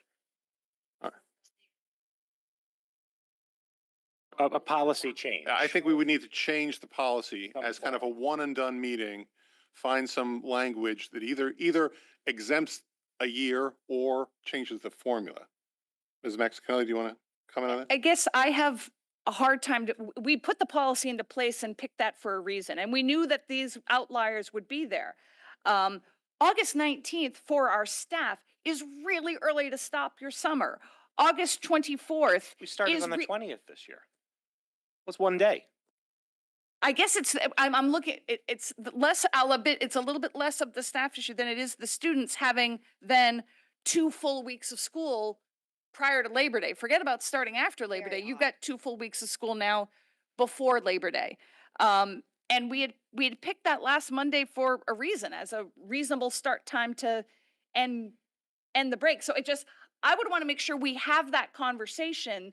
And I will admit, part of it is also, I don't know then what Mr. Testani would do with the calendar while he's making those other things work as well. So I guess this is me personally, before I would support a policy change, because to me, that's the only way we could do this, I would want to know, what will the calendar look like if we stick with the policy as is? And because it's not just as simple as, well, then that pushes it out a whole nother week. We're talking about some other options in there. And Mr. Tessani may come back and say, this is what it looks like and it's the best we can do. But there are so many different moving parts in here, from October to March to February to November. I don't know what this will look like before we just hastily do away with a policy that I thought was put into place quite thoughtfully. Mrs. Guernsey? Yeah, thank you. I agree with a lot of what was just said, and I think that when I'm thinking about our advanced placement classes, the more time we lose before May, that can be really poor for instruction. So I think it's impossible to answer the question of, would we want a policy change, because we don't know about February. Like, then we have 2 lost weeks, or maybe we need to add one. I don't know. There are too many variables here. And when we set the policy, we didn't talk about a February break, and that sort of changes the length of the year. Like, not that we can't add it, but it wasn't part of our discussion. So if that is something we're seriously considering, which I don't know that we took a sense of the body, I mean, it's just interesting, I think, to me. yeah, then that could impact the idea of a start date. Yeah. Yeah, Ms. Meskincott. I want to respond specifically, just to remind everybody of how the idea of the policy, which again, the idea came from Mrs. Jacobson, which I thought was perfect, was the idea, have a hard and fast start and end. And then each year, the board will decide what are the values and what we want to see in this calendar. So I agree to Mrs. Guernsey's point. It's not that we just say if we decide on a February break, there's a choice being made someplace else. But this is the hard and fast start and end of the school year, was the context in which that was discussed. The more I think about this, the more I think that we're going to need to have a new first read of, I don't call them dueling calendars, but Yeah, I'll put together a couple of options, but I think we have to understand we'll just say for teachers, there's 9, if you get out on the 9th, there's 9.5 weeks of summer. It's a long summer that people will enjoy. And I can tell you, and getting out in June early is much more preferable. Ms. Jacobson. People are tired. Mrs. Maxon-Kenley, can you remind me of our hard stop? Because if we pushed out for a whole week, we're into that second week heading towards Juneteenth, and I believe we did not allow to go into a certain week in June. Correct. So the last day of school for students shall be okay, you're gonna have to keep up with me here. Yep. Shall be no later than the Friday before the last Friday in June. The 18th has to be the last day. Right, so you kick it out 5, you you're gotta ready on the 16th, and then if you get any inclement weather, you're losing April. And anybody knows that April, you will not have many students and staff members will be very. April and keep February. Yeah. I mean, Can I have the it's not floor even back? around Easter. And ask, I'd like the floor back and to ask Mr. Peterson, I had an ask in there if we're able to take a sense of the body regarding the policy and a change to it so we can have the superintendent make informed things. We have been presented with multiple calendar options in years past, so that's not a new thing, and I'm not opposed to that. And maybe it could be in a Friday packet or whatever to move things along. But I really would like to know if, as a board, we can say we either are or are not opposed to a policy change at this moment, and then I can ask my last question. yeah, I think that's appropriate. Phrasing it just as you did. If members, please raise your hand if you would be in favor of considering a policy change in order to adopt the schedule. We have 1, 2, 3, 4. I get it. I'm trying to be as vague as possible because it's, I don't want to have a, so, yeah, so, and who would be firmly opposed to doing that? So a couple of questions before I create some calendars. Number one is because we would be limiting the number of half days and creating more full days, is there any opposition from the board to going 180 or 181 for students, given that there'll be less half-day disruptions? Just a question, because, correct. Is that in We policy? have 2 days over the state mandate. I think that's just But- been practice. I don't think that that's a policy anywhere. No. 180. How about with the FEA? Well, the FEA will still work the same number of days Okay. that they're contracted to do. Personally, I'd like to keep kids as much as we can. Yep. If it works. I don't like the idea of going down to 180, but under other circumstances, we have gone to the 181, like when a school closed because the power went out or whatever. So we have been flexible with that one day, but I don't like it, and I probably would not like the 180, but just my 2 cents. Well, I'm just trying to maximize good instructional days. So having less half days, significantly less half days and creating more full days would be, I think, a better compromise. And then to Mrs. Guernsey's point, anything after APs to me isn't like helpful. But also, don't forget that if we eliminated the 3 conference days in 2 different months and made 1 full day, that's a non-education. That adds 2 more days to the end of the year. Because right now, those days count. Well, no, your February break is going to go away. Yeah, well, that's clear. Yeah. Well, So, but but I just want to get back to the point and just, sorry, Mrs. Maxon Kennelly, but to absolutely counter your argument. By starting on the 26th, if we were to change this policy, it is literally 1 day different than last year.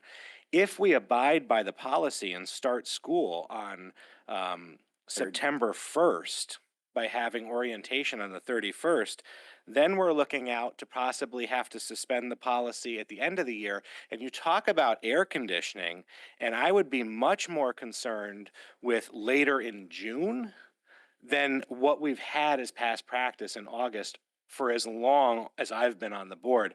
This calendar does not differ greatly than any one I've seen in 8 years with regard to the starting date. So I understand what you're saying in principle, but when you look at it on paper, it doesn't translate that way to me.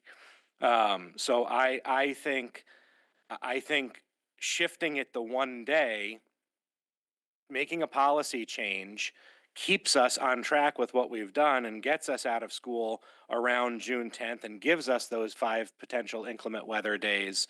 So as much as I would like to start school later, it just, sometimes the apples don't fall that way. And it appears that this year is one. So I think we just need to be careful about shifting later, because it's going to cause a major problem into June. Well, we had an early Labor Day this year. Yeah, I mean, but that happens. Yeah, I So mean, getting back to if I can, to the Veterans Day, you know, one of the ways that I've been told over the years when talking about February break, because I'm just going to say it now because that's how it was tied to it, was trying to find the day. And trying to find Veterans Day. And there has traditionally been a lot of pushback from the organized veteran community, you know, but I think it's been that way because it was simply phrased as taking away the Veterans Day holiday. I think, to Mrs. Flynn's point, if we had, you know, organized discussions, you know, because the last time I brought this up with individuals from organizations in town, there was pushback. But, you know, when I started to try and give the rationale that we would actually make this day about, I mean, look, we're not in school this day now. So it's not like we're losing a day. You know, we make this a day and we make it about teaching about veterans, and we work on having some sort of, you know, every school is not going to be the same, right? But we make sure from an administrative angle that everyone is participating, everyone is doing something, and that it's kind of vetted. And however that leans out, that's not our job, but that's the administration's job. I think that we could get more buy-in if it were explained that way. And then what we have to do is we sure as hell need to make sure that we follow through with it. And that once we do, like with anything, like Mr. Testani said, change, right? With anything, we get proof of concept. And once we do, I think that we might start to have that tide shift to say, wow, now we're actually focusing on the veterans and teaching them something. Because I can tell you, most of the kids that are out of school on Veterans Day are not learning a thing about history or our veterans. Understood. I also would be interested to hear from the community, but I think, like you say, I'm sensitive to the fact that, like, we're not swapping it, we're highlighting it. But Mr. Krasnov. Thank you. I'd like a chance to weigh in on everything that's been discussed because I unfortunately did not get a chance to weigh in. I'm going to start with what Mrs. Flynn suggested in terms of the holiday. Being one of the only Jewish members that I know of on this board, the holiday actually does start sundown the night before. So if we do want to put the holiday and recognize it as when the holiday actually starts, we should at least put from sundown the night before. Our policy does say 4 p.m., so I want everyone to keep that in mind. We're not adding anything new. It's a holiday that's already being recognized. So that's number one. Number two, in terms of February break, I'm normally opposed to February break, but during some of the CES discussions that I had over the past few weeks about February break with some of the other districts and some of the issues that I know have come up, people that have kids that teach, that have kids in other districts, it becomes a little bit more difficult for them. I don't know how many teachers fall into that category, but but I think in this case, when we do have the extra 2 days kind of already set aside on a Thursday and a Friday, it might actually make sense this year to do a February break. Only because of the way the days fall. I don't know if it's something we should necessarily do every single year. But Mr. Asa, I think if we were gonna do it, this year does actually work. And Veterans Day would be a great compromise to that. I'm sorry if everyone doesn't agree with that, but that is a good way to do it. In terms of the school year starting, I would be in support of changing the policy to reflect something like the last Tuesday after a Monday or something like that. Otherwise, we fall into September, kind of like they do with elections. That would at least eliminate this one situation, or it can't be after the last Monday of the month.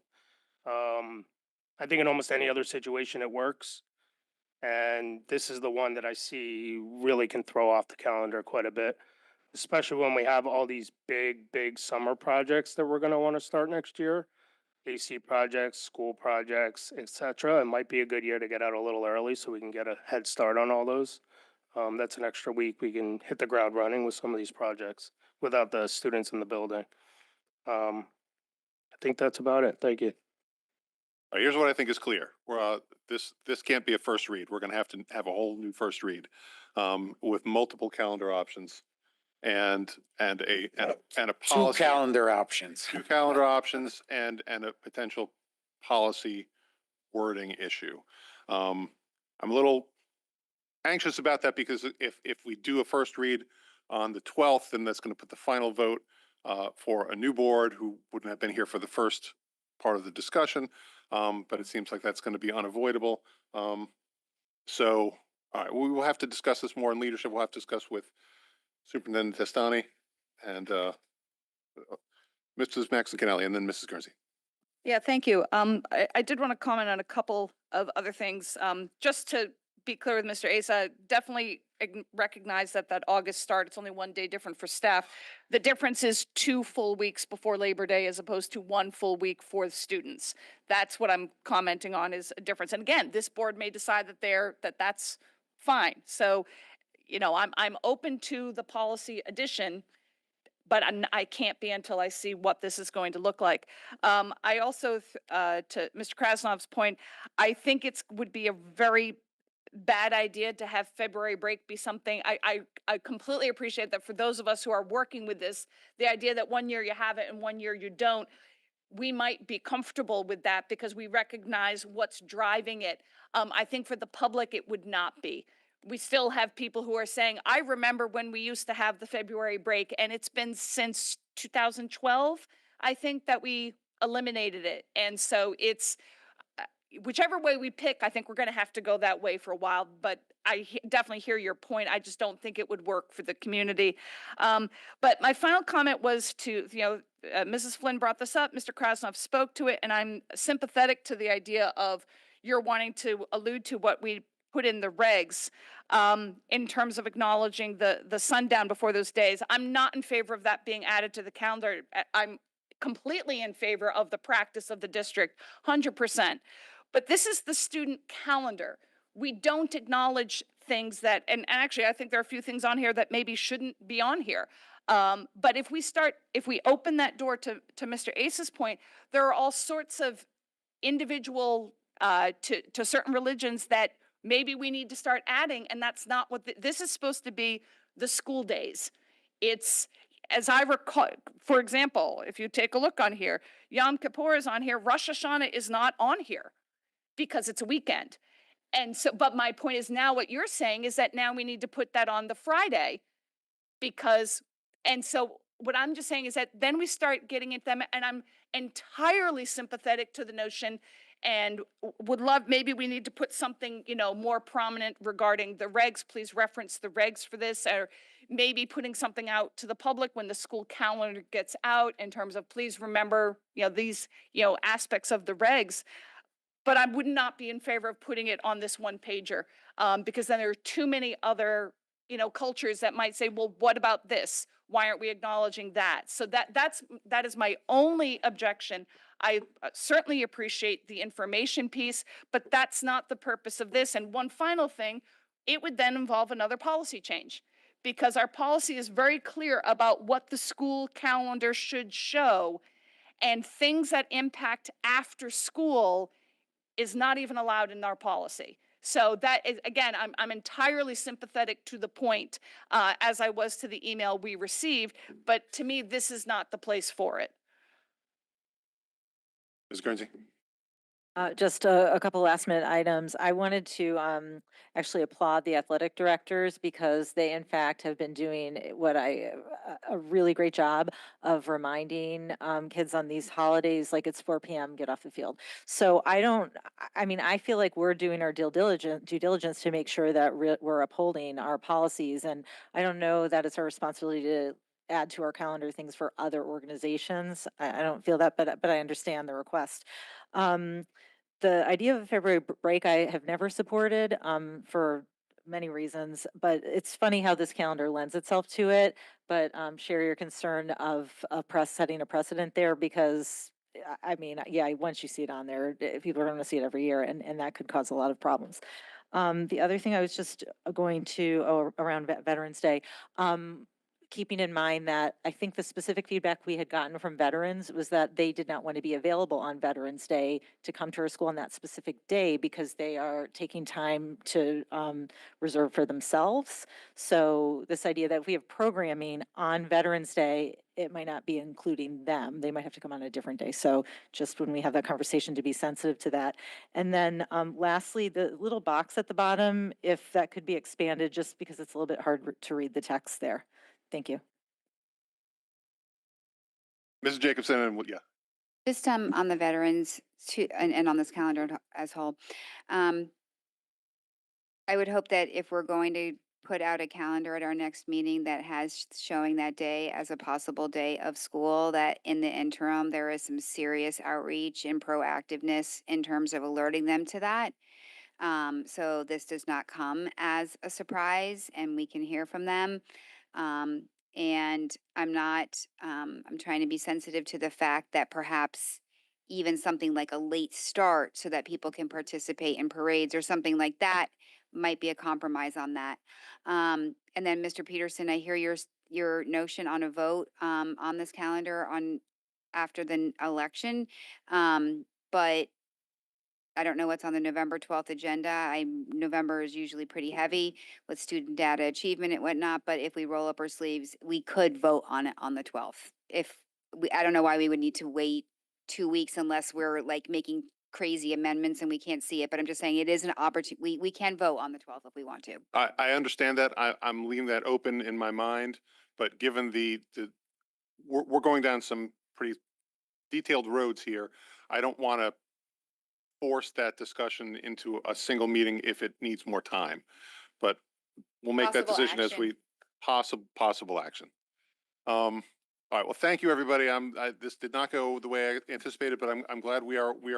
No, look, we are being consistent with our policy, and these are discussions that we need to have. So, and we've always said if we come across something in policy that needs a tweak or something, that we do that, whether that's the case in this instance or not. It's useful to have the discussion. Yeah, Mr. Asa. Just really quick. So does policy need to take this up before, I guess, through you to Mrs. Maxon Canale? Ideally, but We don't have a meeting till November 17th. Yeah. So my suggestion would be is that I'm happy to put together the wording and we have a sample draft with amended text simply ready and it goes straight to the full board. yeah, I mean, obviously we can do that. It's not the way we normally work, but I don't want to have this process go into December.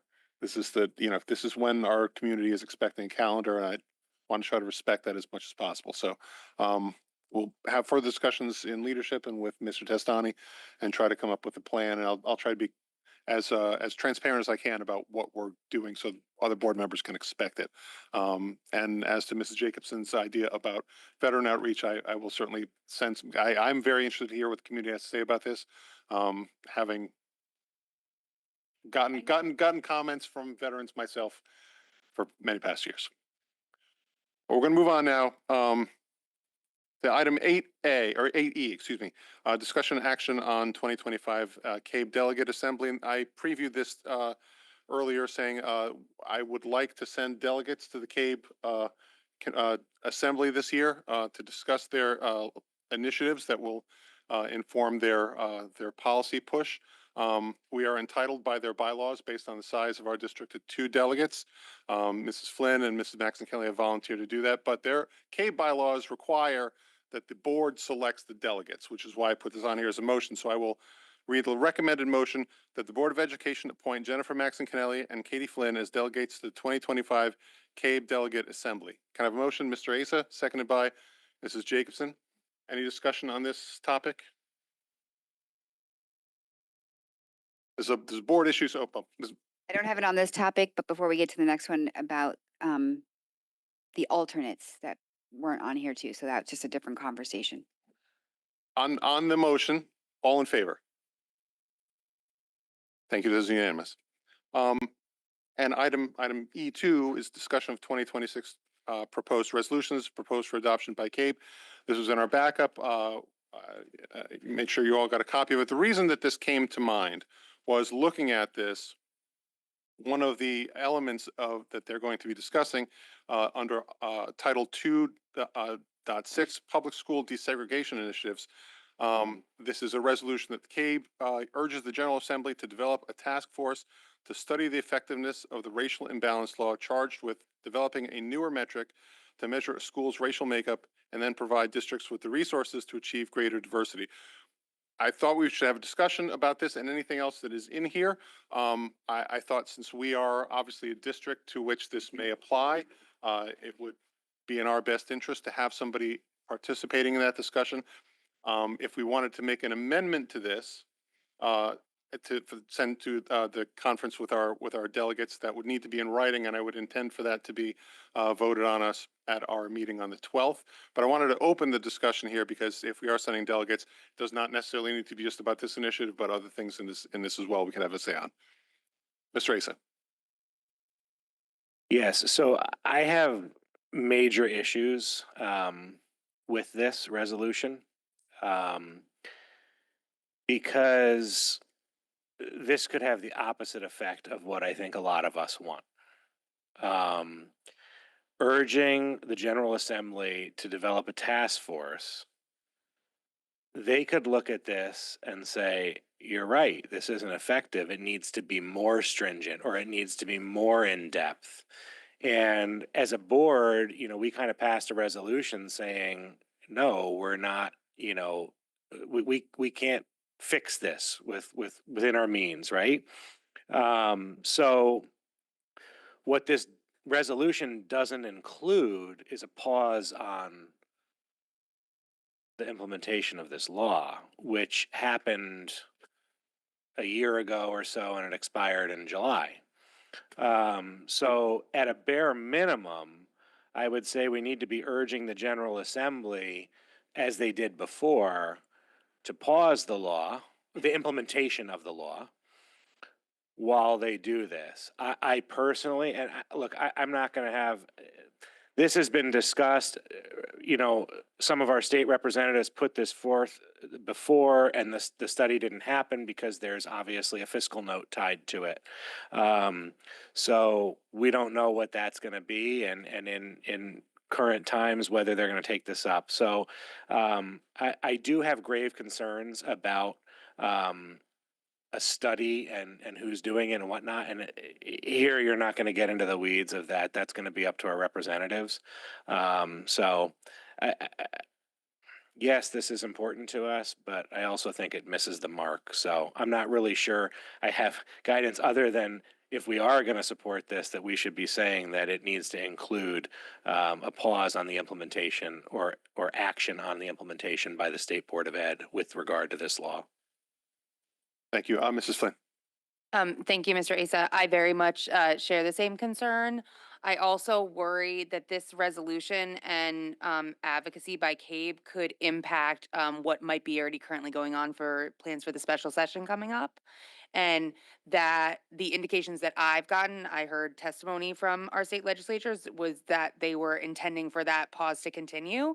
So the last thing I would want, especially in terms of this language, which I think is problematic at best, I would not be in support of. So I would also support language to align with that.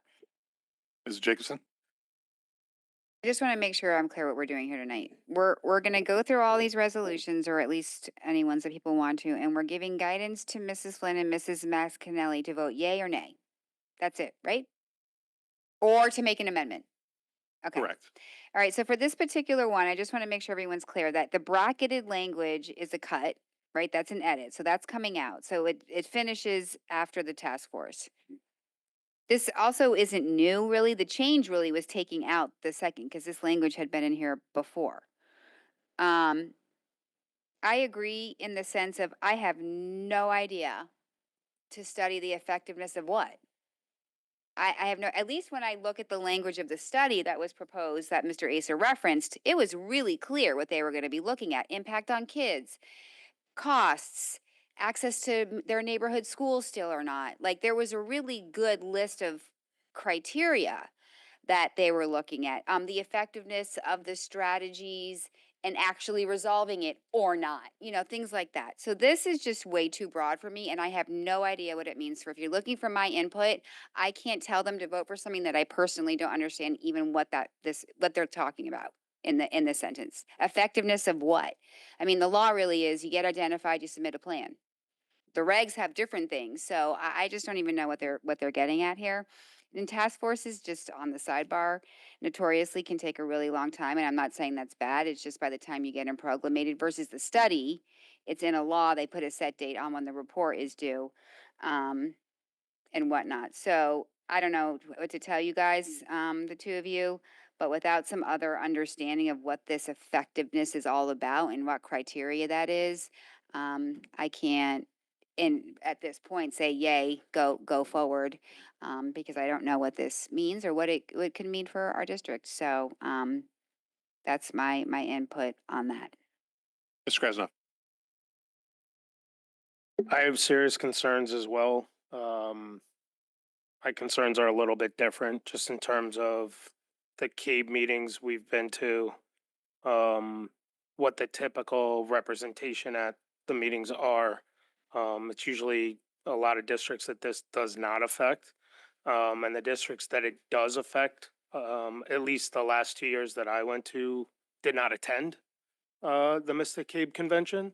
So I have a really big reservation of people that are not affected by this, that are, for lack of a better term, in leadership at CABE, and rightfully so, dictating the policies that are going to affect the towns that are being affected by these policies.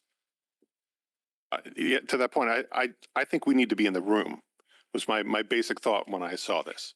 And again, I thought this would be a very broad conversation, but the fact that we as a district, that this is, impacts directly, we should have a voice at the table. Mr. Asa? Oh, I'm sorry, Mrs. Guernsey.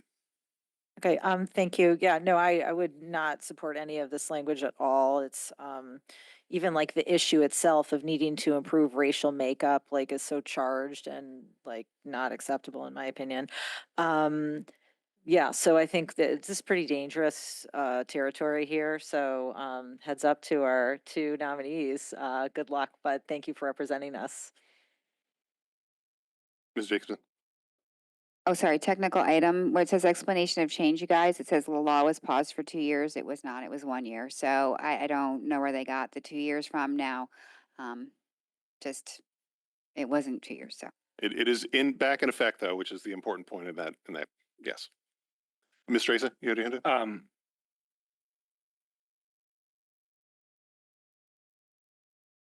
Oh, yes. With is it worth us reaching out? Is it Greenwich and West Hartford still that are, or is it just Greenwich? Is it, I It's- wonder, Mr. Chair, if it's worth reaching out to the other board chairs at those towns and maybe suggesting that they get involved and send delegates to this assembly, and try and urge them, to do whatever they want to do. That's a good idea. Thank you. Ms. Maxine? I just want to piggyback on Mr. Krasnoff's point, which is a really important point, and that's why, I mean, obviously, I think Ms. Flynn and I are getting a definite strong sense of the room, but I think it's also important that we be ready with a possible amendment consideration, because I don't think we should anticipate having a lot of friends in the room, because we saw what happened when what the State Board of Ed had to say to our chair and, our group that we sent up to Hartford in terms of starting to throw Brown versus Board of Education at us and entirely misunderstand the point from which we were entering the conversation. And now we're talking to an entire room full of people who have no idea what we've been going through, and this doesn't apply to them. And so that's part of my concern is we're not going to, I mean, Ms. Flynn and I cannot stand up and educate the whole room. We can to a certain degree. I mean, obviously, as we speak to a point, help people to understand what the nature is of our objections to any part of this. But knowing that there won't be a lot of friends, and I think that Mr. Ace's point, I do hope, Mr. Peterson, that you do that. I think that's a great idea.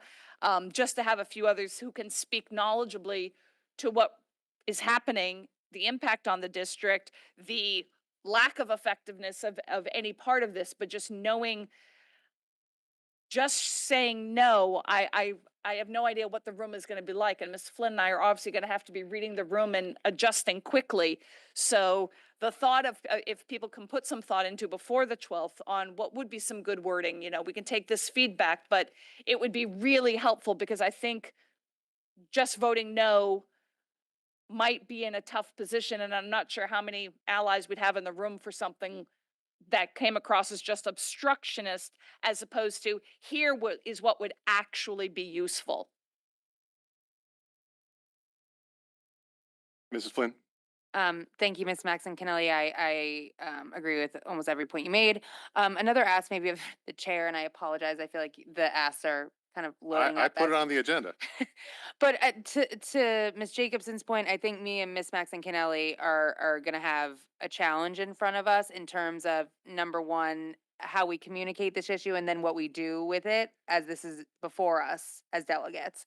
So another ask maybe is to reach out to our delegation, our local delegation, and where they are at with this and what their recommendations would be. I think that could be very helpful, especially if there are things going on in planning for the special session, because the last thing I would want is for CABE to make a resolution recommendation that is not in line with what the legislature is planning or has on the table. To Ms. Jacobson's point, I really thought that our state legislators all advocated very well for something that was well intentioned, and while we all didn't, I don't know what everyone's thoughts were or agreement, I do think that the study was definitely more targeted than this task force that is very ambiguous and makes me very, very nervous. So I think having our perspective and them included is important. Thank you.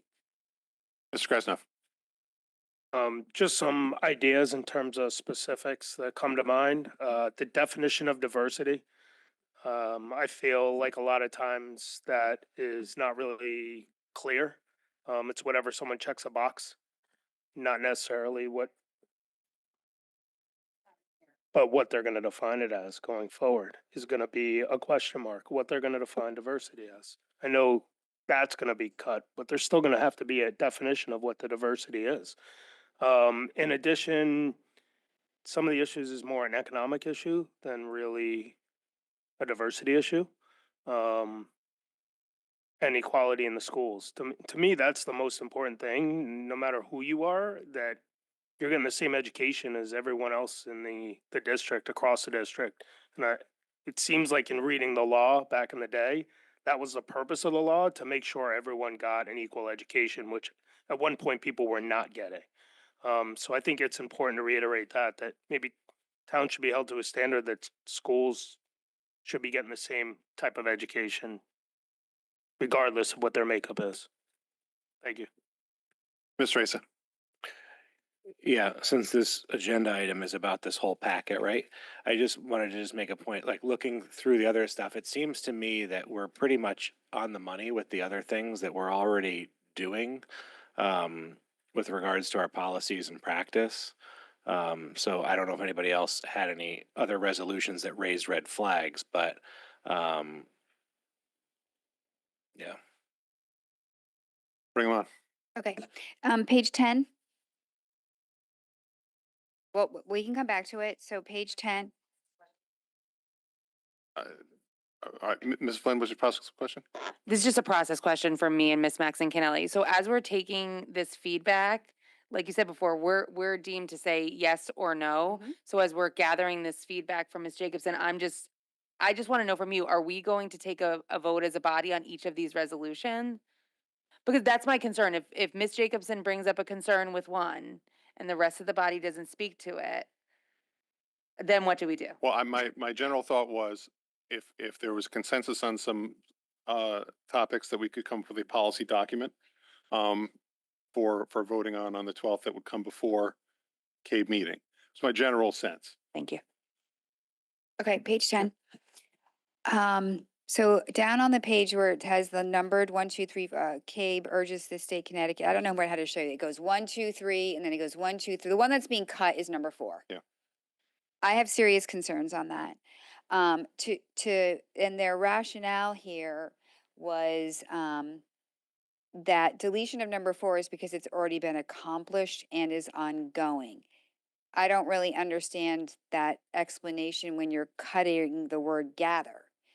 How is that ongoing then? So I'm deferring to their intent was that that the establishment of the gathering is in place, but that if I'm not going to interpret what they're doing here, it seems to me like, oh, we've done that, it's over, we don't need to do it anymore. And I am vehemently considering every municipality is getting opioid settlement funds right now, and there is legalization of cannabis that different municipalities are doing different things on. Like this is to me, I'm really opposed to this right now because I don't understand their intent when it connects to their rationale. Like, I don't think it's accomplished. Like, it's not over. If they meant that it's just ongoing, the mechanism, and that might just require clarification that the mechanism to gather is and it will be ongoing, then that's different than how I'm reading this on the piece of paper. Do you understand what I'm saying, Mrs. Maxon Kennelly? I'm deferring to the goodwill here, but I got to go with the words on the paper. Do you know what I mean? Or do you understand what I mean, Mrs. Flynn? Okay. Mrs. Jacob, can I just Yeah. ask a question? So when it says deletion of the last sentence has been accomplished from an existing resolution, so the way I read that is there's another resolution out there. Not in this packet. I understand that, but to your, like, I'm wondering if that's what it is. So I hear what All you're I saying. have is what's but in front of me, yeah, so. I mean, I would say as our delegates don't necessarily need to be bound by, there'll be discussions, asking questions.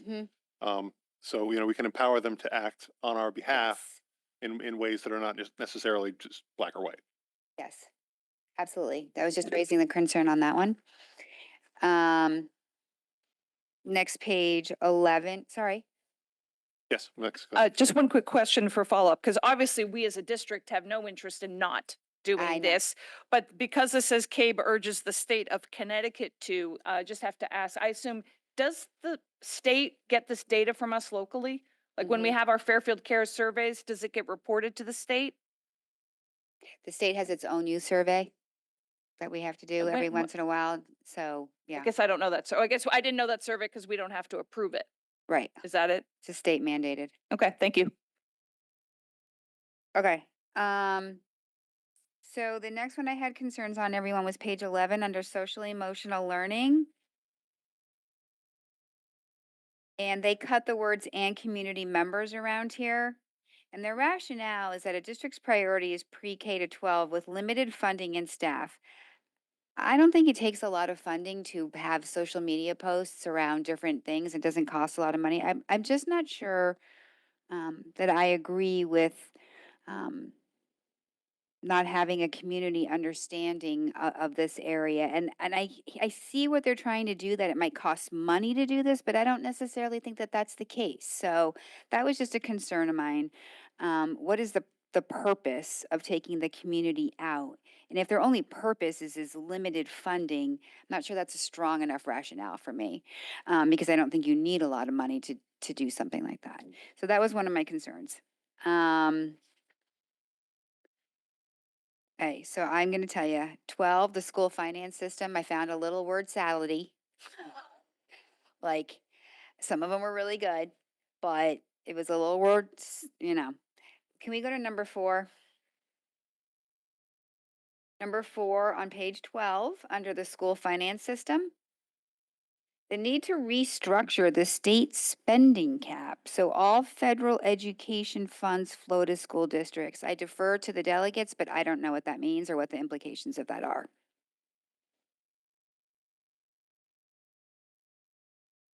And then CABE supports under number 1. Again, I wasn't sure what this language or what the implication would mean.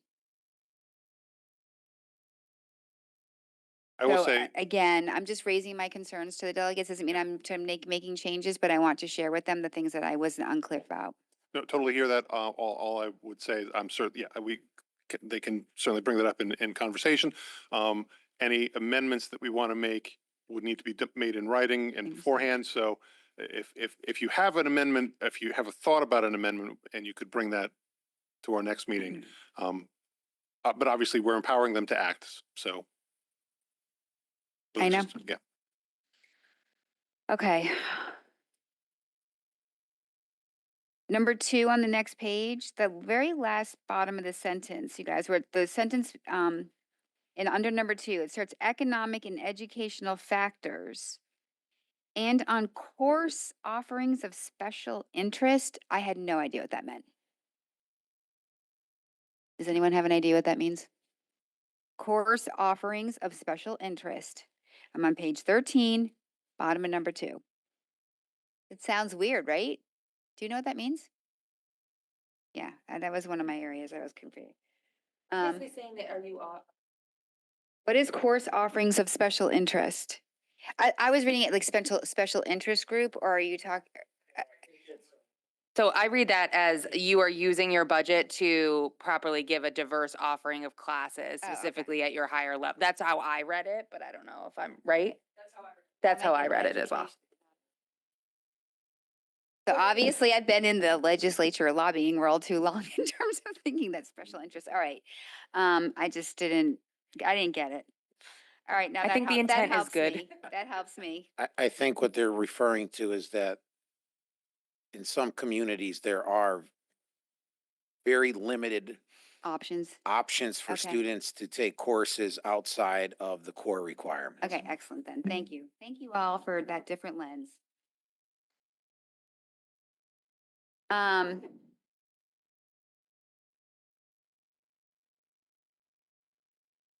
Almost done. Oh. Okay, the last thing I'm gonna say is, and I probably will bring an amendment on this. I was very, very, very disturbed that given some of the bills that have recently passed on building early childhood space and in district special educate, these are massive bills upon districts in terms of incentivizing this, that this entire document doesn't have a single thing pertaining to safety, security, indoor air quality, our facilities, or some of these initiatives that have been passed at the state level. It was quite disturbing to me that where kids and teachers are all day didn't make anything in here. So I might craft something, and I'm happy to work with others if they have any input, but I mean broad, like health and safety schools, assistance with, infrastructure projects in order to meet state needs around these things. I don't know. I haven't worded it, but I just wanted to throw it out to here that the word facility or building is not anywhere in this packet. Fair point. Mr. Krasnoff. This doesn't really necessarily pertain to our district, but on page 14, magnet choice and charter funding. There's quite a difference between what those are and the way the verbiage is. They want them all to receive equal funding, and I don't necessarily believe from what I've researched that they all should be getting equal funding. Some are allowed to fundraise, some are not. I I have issue with the verbiage, not in terms of Fairfield, but that is something that I think they are missing the boat on in certain districts.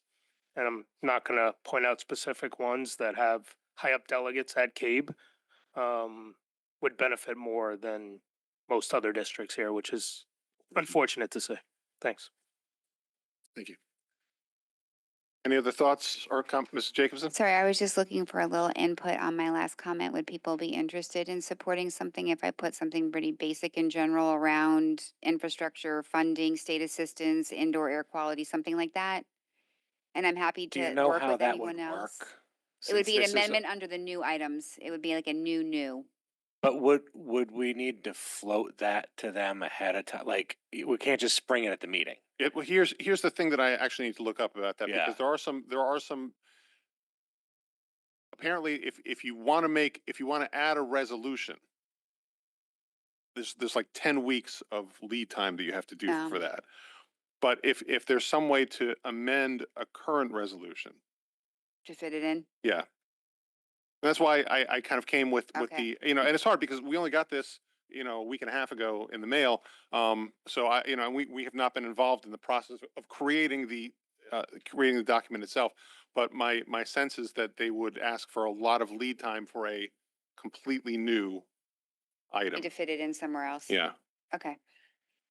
And at least if we make a stink about it this year a little bit, maybe it will be You can included plant a next seed. year. So at least Yeah. we're planting the seed on something for next year. So by making the amendment or something or making the new, then we make the point of it and maybe it will change future initiatives. Yeah. Yeah, so that would be my recommendation to the delegates on your point, would be to try and somehow bring it up so it's planting the seed All right. versus. So I'll try to find a place to within the existing ones as an amendment versus a new. Okay. And apologies, we are trying to feel our way through this. We've never done this before, to my knowledge. It could be successful. It could be a complete failure, and we never do it again.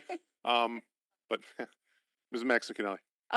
Just through the chair to Mrs. Jacobson, is there another facilities committee meeting before the 12th?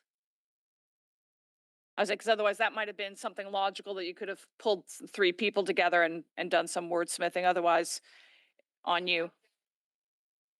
Yeah. Yeah. My head on something.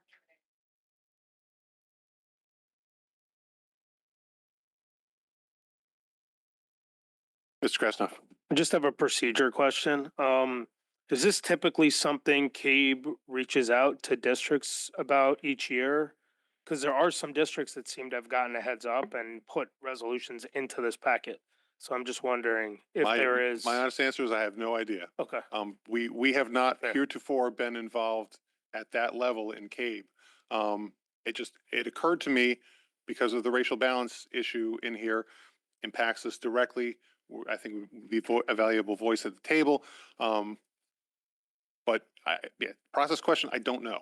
Does mean, it obviously, make sense to maybe have a CABE delegate as a liaison position? I think that this is something we can absolutely explore going forward. I mean, knowing what this schedule is, I mean, we've always known when the conference is and that the assembly takes place before that. We could be over the next year plugged in more to what their operations are and what their schedule is and how this gets developed. Again, heretofore we have not done that, so we're trying something new here. But I think that's a worthy thing to think about. Thank you. All right, we've covered a lot of ground here. Again, kind of new, something new, something interesting. I will again try to be transparent about our thoughts and leadership about how we'll prepare something for the 12th. But keep this in mind as we move forward. And with that, I'll move on to item 9 on the agenda, Superintendent's Report. Thank you. I have a few items here. Start off with some good news. Sherman and Dwight Elementary Schools have been ranked among the top 5 in Connecticut by U.S. News and World Report. So I just want to give a congratulations to the staff and families for this outstanding recognition. We will get more in detail. It's not official yet, but we did have, using the raw data from, that we'll have 7 schools of distinction this year. And so major accomplishment there. I'll get more information that just came out today. So at a future meeting, we will recognize those schools in the areas of distinction. We've been working really closely this year with the Fairfield University Athletic Department. All of their athletic teams have adopted one of our elementary schools. Multiple actually have adopted our elementary schools to go in and provide a variety of services, from reading to kids, providing tutoring, mentoring, those kind of things. So this week, the Fairfield U men's basketball team, prior to the kickoff of their season, visited Mill Hill to read to students and talk about friendship, kindness, as part of National Bullying Prevention Month. But that's been ongoing. It's been a great experience, not only for our students, but I think the student athletes at Fairfield University as well. And a big thank you to Vice President Anderson, who is also a Fairfield Ludlow High School parent, for reaching out and bridging and collaborating with us here in Fairfield Public Schools.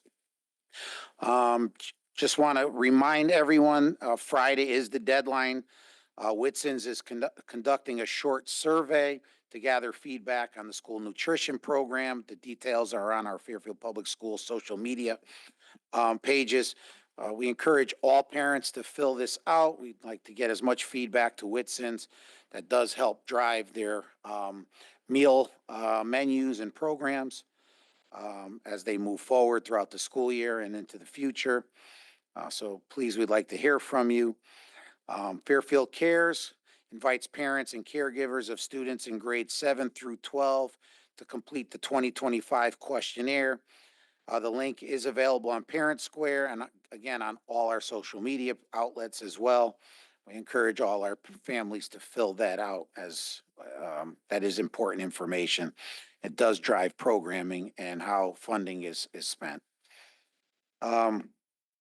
For all those who celebrated Diwali last week, may the Festival of Lights bring joy and peace to you and your families. We wanted to mention that. Again, a reminder, next Wednesday, 5 p.m., November 5th at 7 p.m., the First Church of Fairfield is hosting a discussion on the anxious generation and the impact of technology on youth mental health. Encourage as many folks to go out to that as well. And just want to recognize, as we're just talking about CABE, Fairfield Public Schools is proud to announce that several of our communication initiatives have been recognized by CABE Excellence in Education Communications.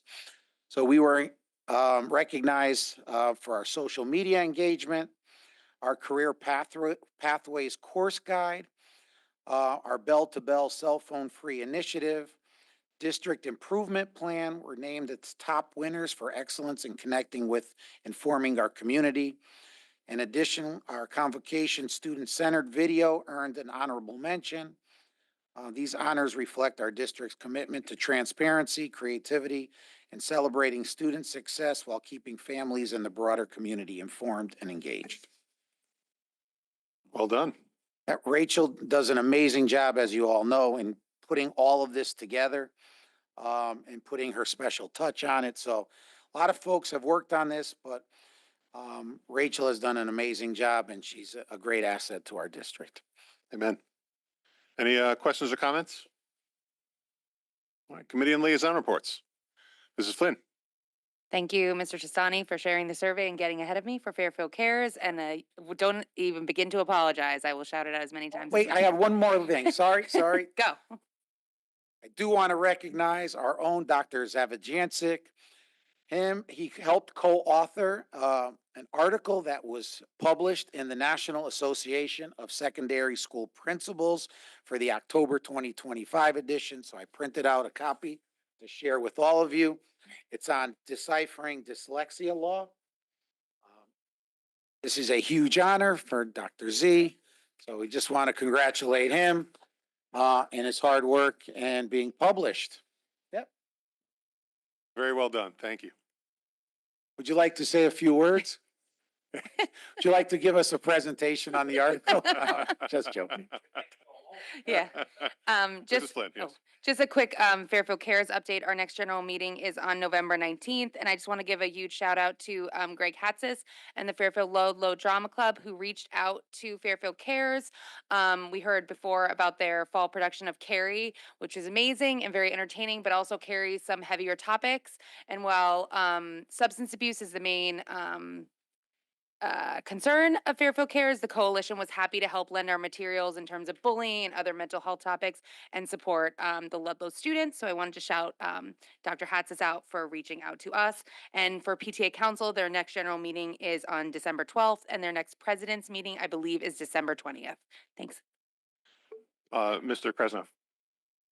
Quick CES update. I know you love these, Nick.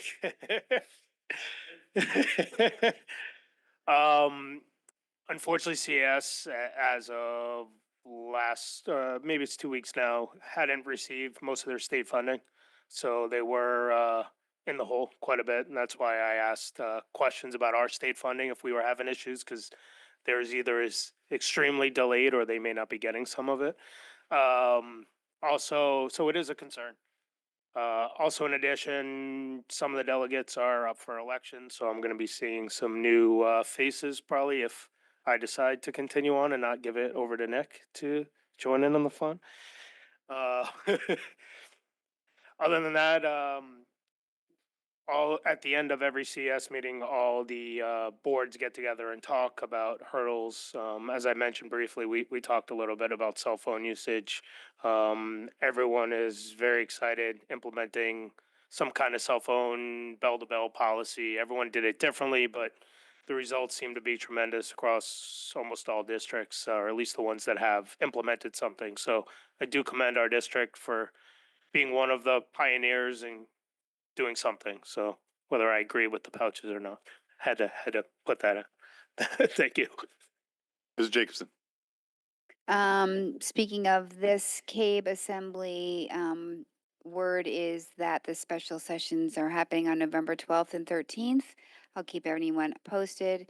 And if there's things that impact this, I'll let everyone know. I anticipate that there will be. And then the second thing is I will take the opportunity again to circle back to how we started this meeting and celebrating the approval of the funding and appropriation for our next new elementary school. So I'm grateful for everyone's work on that here at this board and in the community. So that's it right now.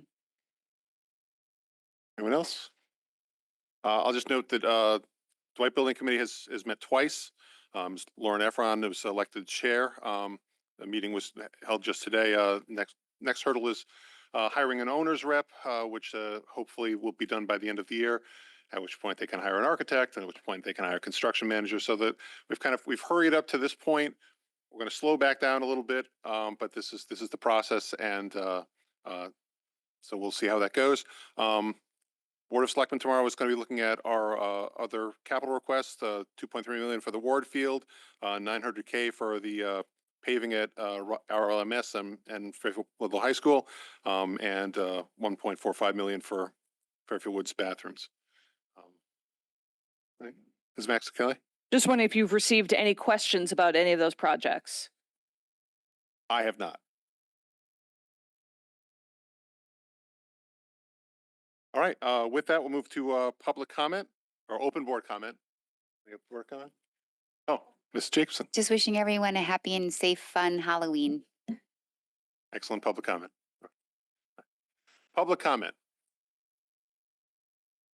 Gary?